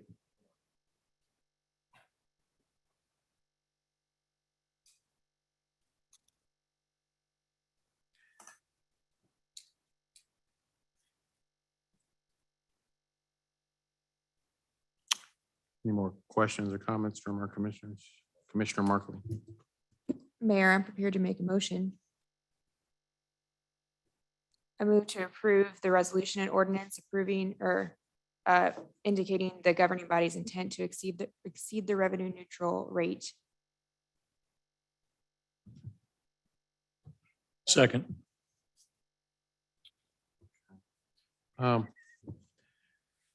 Before I have the clerk do the roll call, I'll make some comments. I don't vote on this in most instances unless there's a tie. We've been having this budget conversation for quite a while now. It really hurts me to hear the pain that I heard when I campaigned and ran for office to be mayor. The same complaints of high taxes, high BPU pilot, how it affects our seniors, how it affects our working families. I've seen the mothers, single mothers working 2 and 3 jobs and can't make ends meet because there's not any money there to make ends meet. I watched over the years, even when I was an employee here, we've slowly been taxing, and you've heard that tonight, our residents into poverty and other residents out of this community. We've heard from some good non-for-profit social service groups saying that we need to invest in our unhoused and impoverished populations, and I totally agree. But there's a balance with that. When people can't afford to stay in their homes and they're pushed out on the street, I think those types of things need to be looked at. I've heard a lot of conversations here about what we need to do and willing to work and things of that nature. And I'm not here, and I say this respectfully, and I don't mean anybody to disrespect. We need to start working on behalf of these people. I haven't heard any real solutions. We've waited on staff to give us solutions, and even with staff, I haven't heard any cost-cutting measures. Yes, we are going into a recession. Yes, we've come out of COVID, and yes, people are struggling because costs are going up. And what I'm hearing is we want to continue adding to that burden. When we have an opportunity as a governing body to tighten our belts, like I would do with my finances, if I know that we're in dire straits, we know that we're $1.7 billion in debt. We've heard from our staff that by 2027, our balance sheet is going to be pretty much leading us down a pathway to bankruptcy. We've heard from the auditors, and I'll quote him again. He said, if we don't change the way we do business, he paused and said, or else. And we know what that means. When I hear about revenue neutral, one reason I support revenue neutral is because it's not a tax decrease like some tend to believe. is to prevent a tax increase. Because when the valuations go up, that brings in more money through the mill levy increases. And the revenue neutral rate says is that instead of the unified government bringing that additional money, we balance that in a way so our taxpayers don't have to pay the difference, and they can literally pay pretty much what they paid last year. But what does that require us to do? It requires us to look for ways to cut costs, tighten our belts, operate more efficiently, consolidate certain departments, look for efficiencies in government. Mr. Fisher brought a great idea, and I believe we tapped into the collective minds of some of our employees and asked them, how could you save our taxpayers and our unified government money? I believe we could find that. I know that some of our commissioners over this budget cycle have asked for certain documents. They haven't got it. I've asked for a breakdown on what our contracts look like and how did we arrive to these expenditures?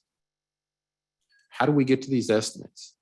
And have we negotiated in good faith with whoever our vendors and whoever we have contracts with to make sure that the taxpayers' dollars are, we're getting a good return on that dollar for whatever service they provide. We've gone from $420 million last year. Now there's a $432 million projected budget. Every year it just goes up and up. And this gentleman said it greatly.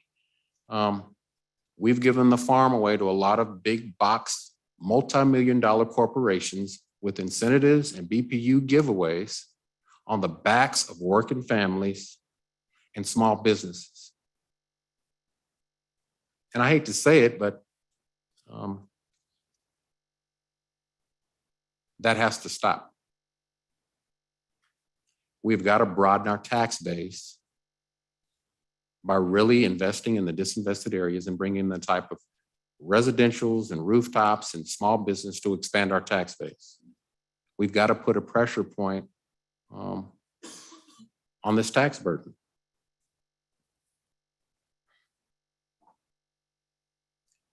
And I concur with my colleague, Commissioner Burrows, that it can be done responsibly. I've heard a lot of folks talk about we don't have time and let's look at things next year. Well, I've talked to folks and they don't have time and they don't have any time for this commission to get it together and wait till next year or their staff. And in fairness to this commission and to this unified government, the public needs to know that yes, hard decisions are going to have to be made by this unified government because of our economic condition and because of the dire straits. I'm not here to play lame on anybody. This is the reality of where we're at today. And what we do know is we can't keep doing business this way because this town is going to end up bankrupt. And we're going to keep running people out of town. It's the same scenario that I observed when I got laid off in 1987. Because people were flooding out of here because of the high taxes and the lack of services. Crime went up. And the only avenue to alleviate that was to start laying off staff and employees. I've asked, where is $420 million going? I don't get a good answer because I can tell you, I share in the belief with a lot of our residents, I don't see $420 million worth of anything. When you talk about crumbling infrastructure, roads and bridges, we've got 2 bridges out. We've got vacant lots with weeds as high as trees, potholes just about everywhere that you can imagine. We talk about the shortage in staff, but we can't even get some employees, and we got a lot of good employees here. Let's not leave that unnoticed. But customer service, according to a lot of our residents, is lacking. I know that for a fact because people call the mayor's office as a supplement 311 because we got employees that won't even answer their phone and won't provide the basic services and questions that our residents demand and deserve.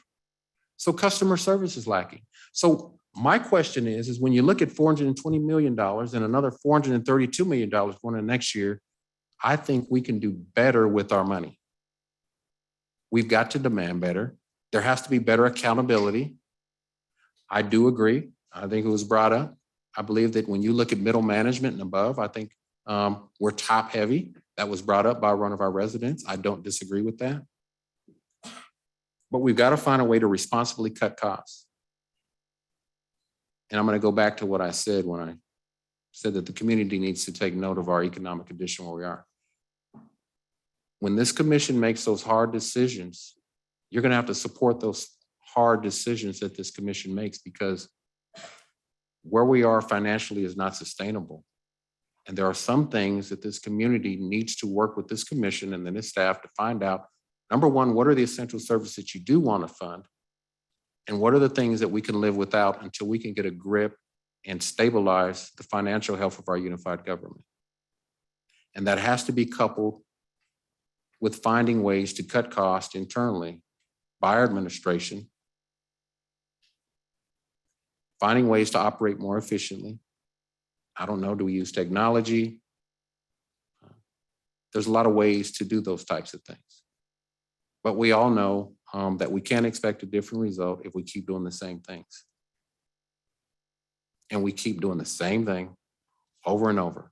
Before I got where I'm sitting now, I heard the same things. Next year, we'll have the conversation. Next year, we'll talk about it. Next year, maybe we can do something. I want to help find ways to cut. I haven't heard one collective idea, comment, suggestion, ideas that really pushes that narrative forward.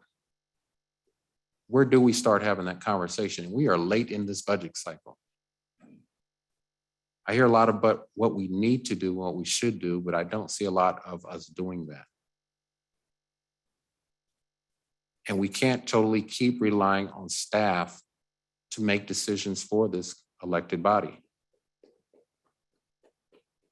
We need to start leading from the front because we are elected to do that, and that's what the people of this county expect us to do. Whether it costs me or any of my colleagues a vote, we have to do what's right for Wyandotte County. But we can't keep taxing our people into poverty and taxing people out of Wyandotte County. That also prevents people that want to do business here. They're watching, they see, they look at the numbers. I've heard people say, oh, we reduced the mill levy. To get to revenue neutral, it's about 9 meals, am I correct? I'm hearing 2 meals. My colleague, Commissioner Burrow, talked about what benefit that is. I think it's an insult to the average taxpayer when you're talking about $10 a month. And you heard a lady talking about she's paying $300 a month. I challenge this administration, this staff, and this commission to do the hard work that needs to be done and figure out what essential services we want to fund, what things working with our community that we need and we can live without. And I'll give you an analogy. It's like being sick. I know I have to take this medicine and it doesn't taste good. But I know if I do take it and allow myself to get better, then I can get back to full health. That's where Wyandotte County is right now. So it just isn't about this commission or the staff. This community collectively, all of us has some hard decisions to make. And I urge our residents to work with staff, work with our administration, but more importantly, work with your elected officials so they know. I believe in doing things that are community driven. I just know the way we're doing business is unsustainable, and I cannot support continuing from my position as your mayor, to support anything short of preventing tax increases on our residents in Wyandotte County. Commissioner Bynum? Mayor, thank you. I respect that we have a motion and a second on the floor. Just a couple of thoughts that I wanted to share. And my monthly mortgage payments went up last year. And I fully anticipate that they will go up again. So, you know, I'm definitely a taxpayer with a mortgage, looking for ways to make sure I make my house payment and have a place to live. And I've joked many times about the little prayer of thanks I make on the first of the month when I make that payment and say, okay, I'm good for another 30 days. It's not a joke. Any of us is easily 30 to 60 days away from homelessness. You know, it just takes one serious, devastating thing to happen to you or your family, and there you are. So I say that because we're real people, and we are certainly dealing with and managing our limited finances in the many of the same ways that those of you that spoke to us are. So please do take that to heart. I will say that it's my firm belief that people inside of our unified government are absolutely looking for solutions and innovations and creative ways to bring cost savings into the community. We had Public Works and Safety Standing Committee tonight at 5 p.m. before this, and we heard a wonderful, innovative, problem-solving way that our fleet division, transit division, and parks and rec folks came together to solve a problem that was going to be an expensive problem to solve due to a change in federal law that they figured out how to solve right here on their own without that cost. So I believe we do have committed individuals working in this government looking for cost-cutting measures. We heard one tonight and it was very exciting. The county appraiser, many of you, most of you mentioned your valuation. When my valuation statement came in April and it was only 17,000 higher, I kind of took a victory lap because I was expecting a minimum of 30, just in my mind, off the top of my head, thinking it'll be 30. It was 17. I called it a win. The county appraiser is appointed by the county. That county appraiser is appointed by your county administrator. That person works in a county building that we all pay for. We are required by law to budget and pay for that department, and that appraiser follows state mandated functions. We have multiple departments that we are required by law to pay for that carry out state mandated functions. I hope that's not a surprise to you. District attorney would be one of them. The sheriff would be one of them. Motor vehicle is one of them. Your election commissioner. We don't make the ordinances they are governed by, but we are mandated to provide space for them and fund their budgets. So when we talk about valuations and our appraiser, yes, we want very much to influence house, commercial, industrial appraisals. We control one side of that equation, and that's the side that this commission and mayor have been talking about now for several months, along with our staff. The side we control is the mill levy. When the state legislature last year passed Senate Bill 13, that's a state law that we are following with this hearing tonight. And that state law says that if we intend to collect more revenue from the assessment of taxes this year than we did last year, this is a required public hearing to do that. There are 13 taxing entities in Wyandotte County, 14 if you count the tiny sliver of Lake Cuavera that actually sits in Wyandotte County. So we will set the mill levy rates for 2 of those, the city of Kansas City, Kansas, and the county of Wyandotte.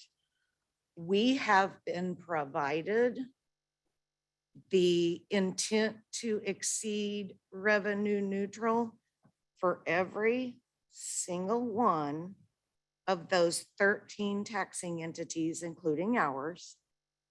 The one possible exception, I've read every single one of them. There's one exception that's unclear to me, and that is the Bonner Springs School District, who looks to me that they might be providing a mill levy reduction for people who live in the Bonner Springs School District. Every single other taxing entity, which includes Turner Rec Commission, in case you didn't know, if you live in Turner, you pay mills to the Turner Rec Commission, has published their meeting notice of their intent to exceed revenue neutral. So I would tell you, I'm glad to hear from you. We're always glad that you want to come and talk to us. If you are interested in any of those other meeting notices of their intent to exceed revenue neutral, we can provide them to you. You can email me. I will send them to you. You could ask the county administrator's office. You could ask the clerk's office. The point is, we have those notices. They have to provide them to us, and they have. So if you want to know when the dates of those meetings are, we can send those to you. They're coming up. I say all of that almost by way of explanation and education. And yes, we've taken many stabs at finding a way for us to work together, talk together, and have conversations about locating money for the general fund, money for public works, money for the services, ways that we can pay for these services that are being requested. And we've, yes, still had a conversation about the possibility that we could have a 2 mil reduction on the county side of the budget, which I do support. I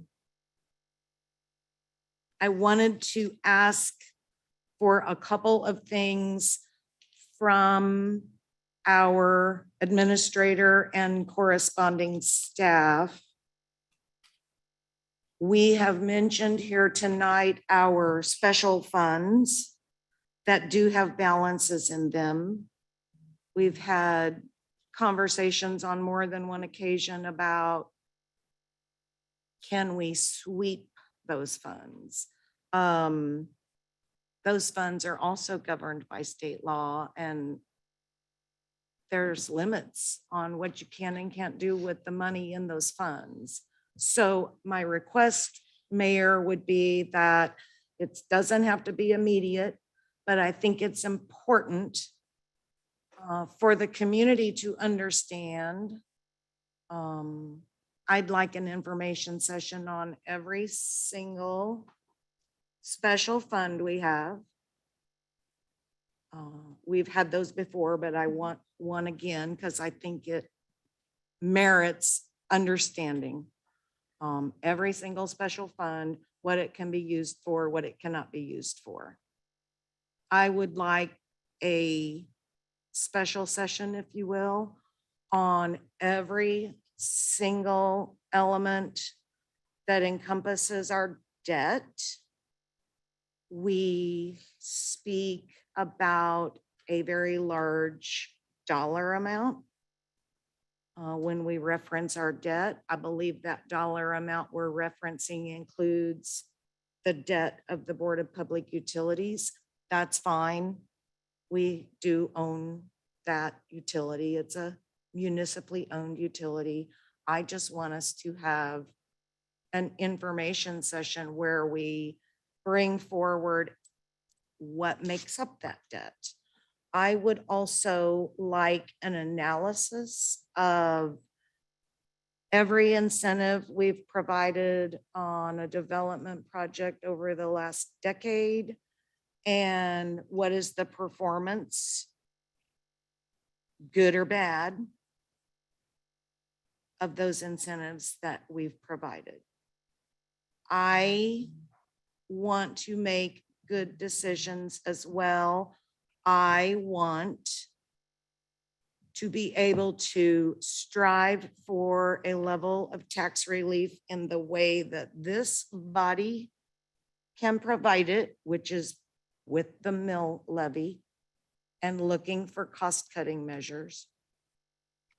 Just want to make sure we are doing that with data. Thank you, Mayor. Commissioner McCarron. Thank you, Mayor.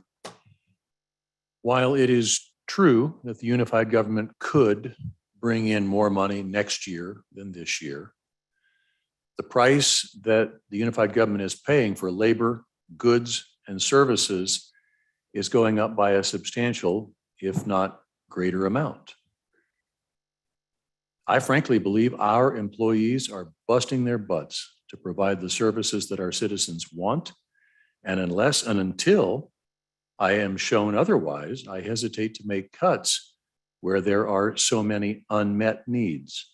Just this evening, we heard about the needs for improvements in policing, code enforcement, public works, parks, and other services.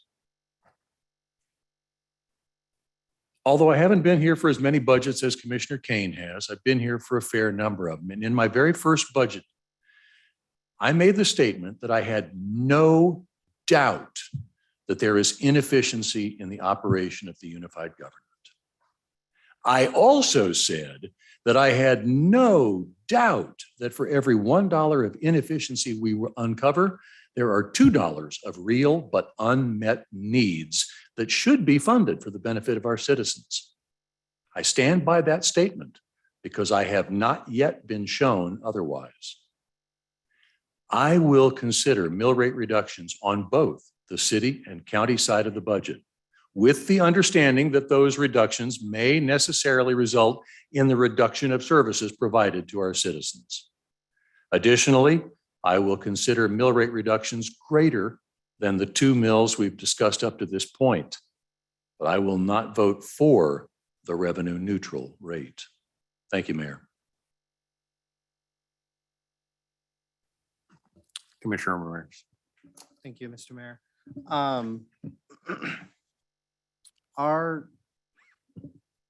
We all wanted the efficiencies. We all want the cost measures. But again, going to charter, our authority is very small. That's the administrator's authority to look for those by the direction of the commission. And if that is what we want, I would be more than happy to work with the commissioners who want to create a resolution directing the county administrator to find cost measures throughout the unified government. It's not just an ask, it is a resolution voted on that she has the authority and has the responsibility to do it. If we don't want to wait till tomorrow, wait till next year, all right. I'll work with Misty, our chief counsel, to draw up a resolution. I hope commissioners are willing to vote on it, to give that direction. Let's do it. Commissioner Davis.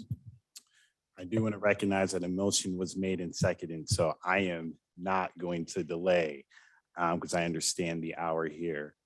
Want to thank my colleagues for, well, first, thank you all for bravely coming to the mic and sharing. Thank my colleagues for their responses. This has been rather educational for me.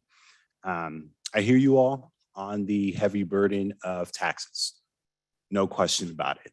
I recently bought my home a few years ago, and we've already seen the increase.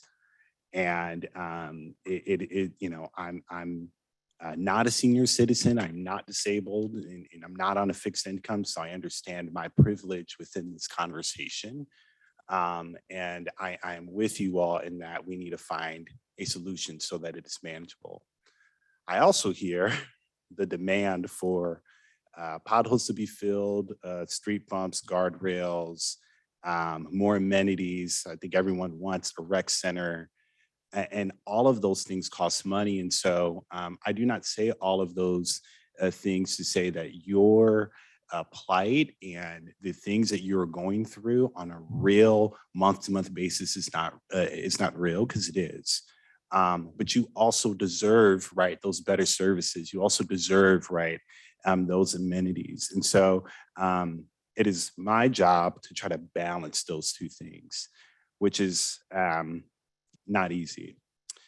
I do think there are some things that can be done. I echo what Commissioner Townsend and Commissioner Bynum has said on getting some concrete answers.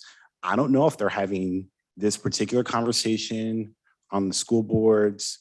I mean, I know for a fact, because I was the one that had asked Dr. Moser from the community college if this was even being considered, and the answer was no. That's 16% of your property tax bill that is pretty much spoken for. I'm not saying that he said no. The board's pretty much said no. There was a comment that was made up here about elections. Well, if you scroll down the ballot, those folks are on there too, right? So the consistent, right, if we're really going to talk about relief, right, we have to hold everyone's feet to the fire. It's not fair, and I'm not saying this because, oh, you know, boo-hoo, this comes with the job, but it's not helping you to solely focus on 46% of your property tax bill. It is not helping you. What will help you is when the elections do come, you say, if you're running for BPU, what are you doing to lower my utilities? What will help you is you say, if you're running for the community college board, which I think was uncontested last year, meaning there wasn't even any competition, so there wasn't a lot of campaigning, yet they control 16% of your bill. What will help you is when folks are going to run for the school board for various jurisdictions to not only ask about the quality of education, but to also ask where the money is going. And, oh yeah, you're about 30%, 34%, depending upon where you live, of my property tax bill. What are you doing about that? This conversation has to happen everywhere. We can't make it happen because we're only responsible for the unified government. You all can make it happen because you're the voters, and I encourage you all to do so.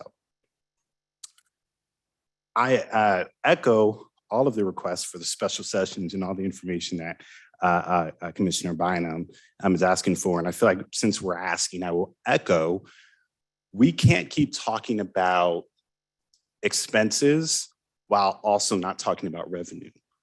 No one is talking about how we can bring more money in. Right?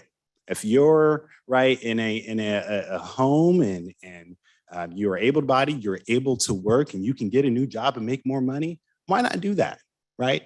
You may not have to cut out all of the niceties or spend less money on groceries. You might be able to get another job. The equivalent of getting a better job or getting a job that is higher paying is for us to invest in economic development in a way that's not convoluted. Too many cooks in the kitchen makes it very, very difficult to know what's going on, but we need to do that. We also need to look at other ways to increase our revenue without looking at property taxes, right? We have the Olympics coming here, right? Which is great. We have home field and the Margaritaville. We're gonna have a whole bunch of folks that are coming to spend money here in KCK.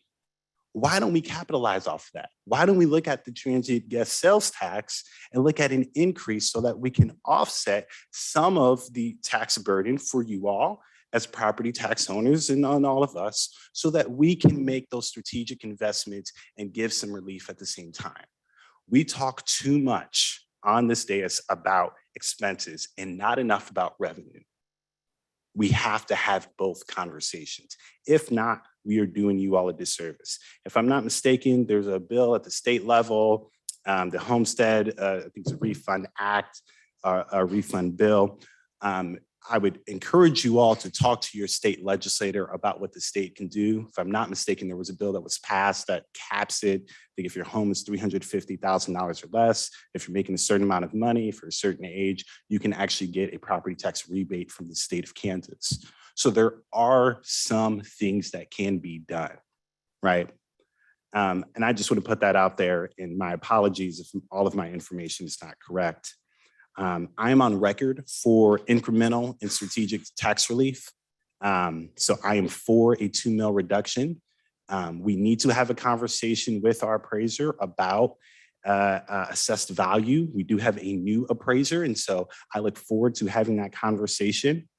And yeah, I await what we can do for economic development, because that's where we can really get true property tax relief.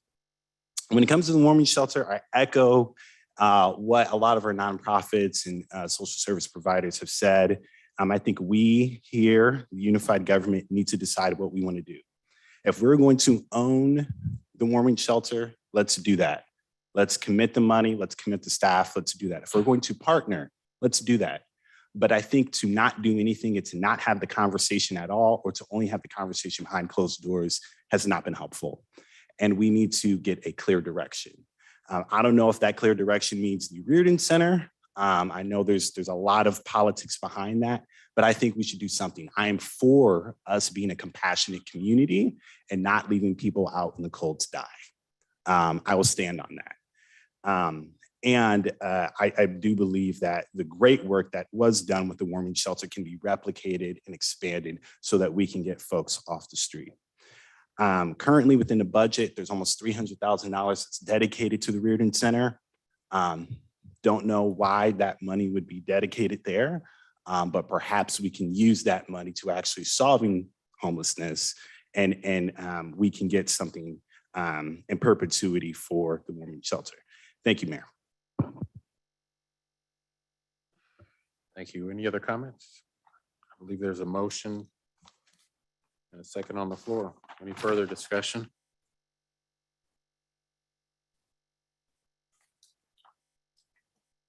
Seeing none, roll call, please. Roll call. Johnson, Aye. Kane, Markley, Aye. Stites. No. Davis, Aye. Bynum, Aye. Burrows, No. Townsend, Aye. McKiernan, Aye. Ramirez. Aye. The vote is 8-2. The motion carries. Clerk, I'm going to present a veto. For the record.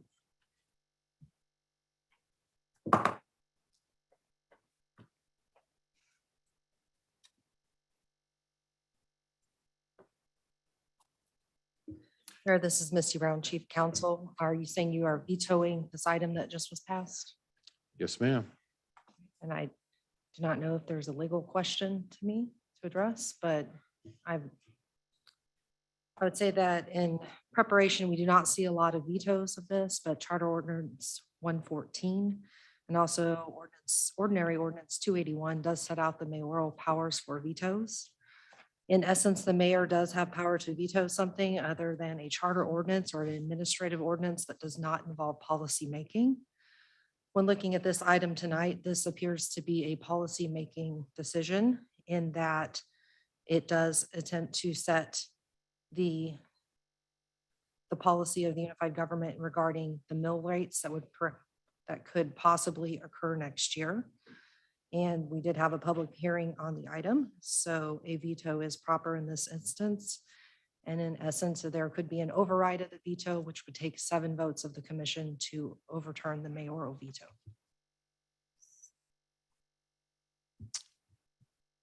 So, Mayor? Commissioner Markley. Commissioner Kane, you probably have a similar question, but so what is the next step for us? Do we just make the motion again? Because we already had 7 votes.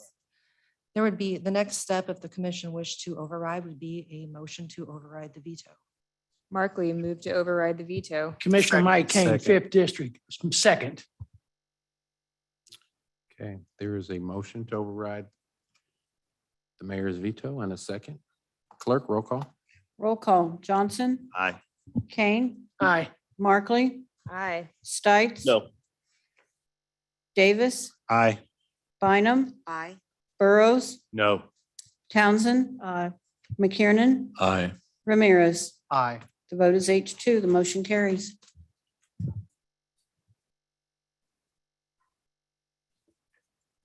All right, with no further business coming before this governing body, I'll entertain a motion to adjourn. Markley David's moved motion to adjourn. There's a motion and a second. Is there any discussion? Seeing none, roll call.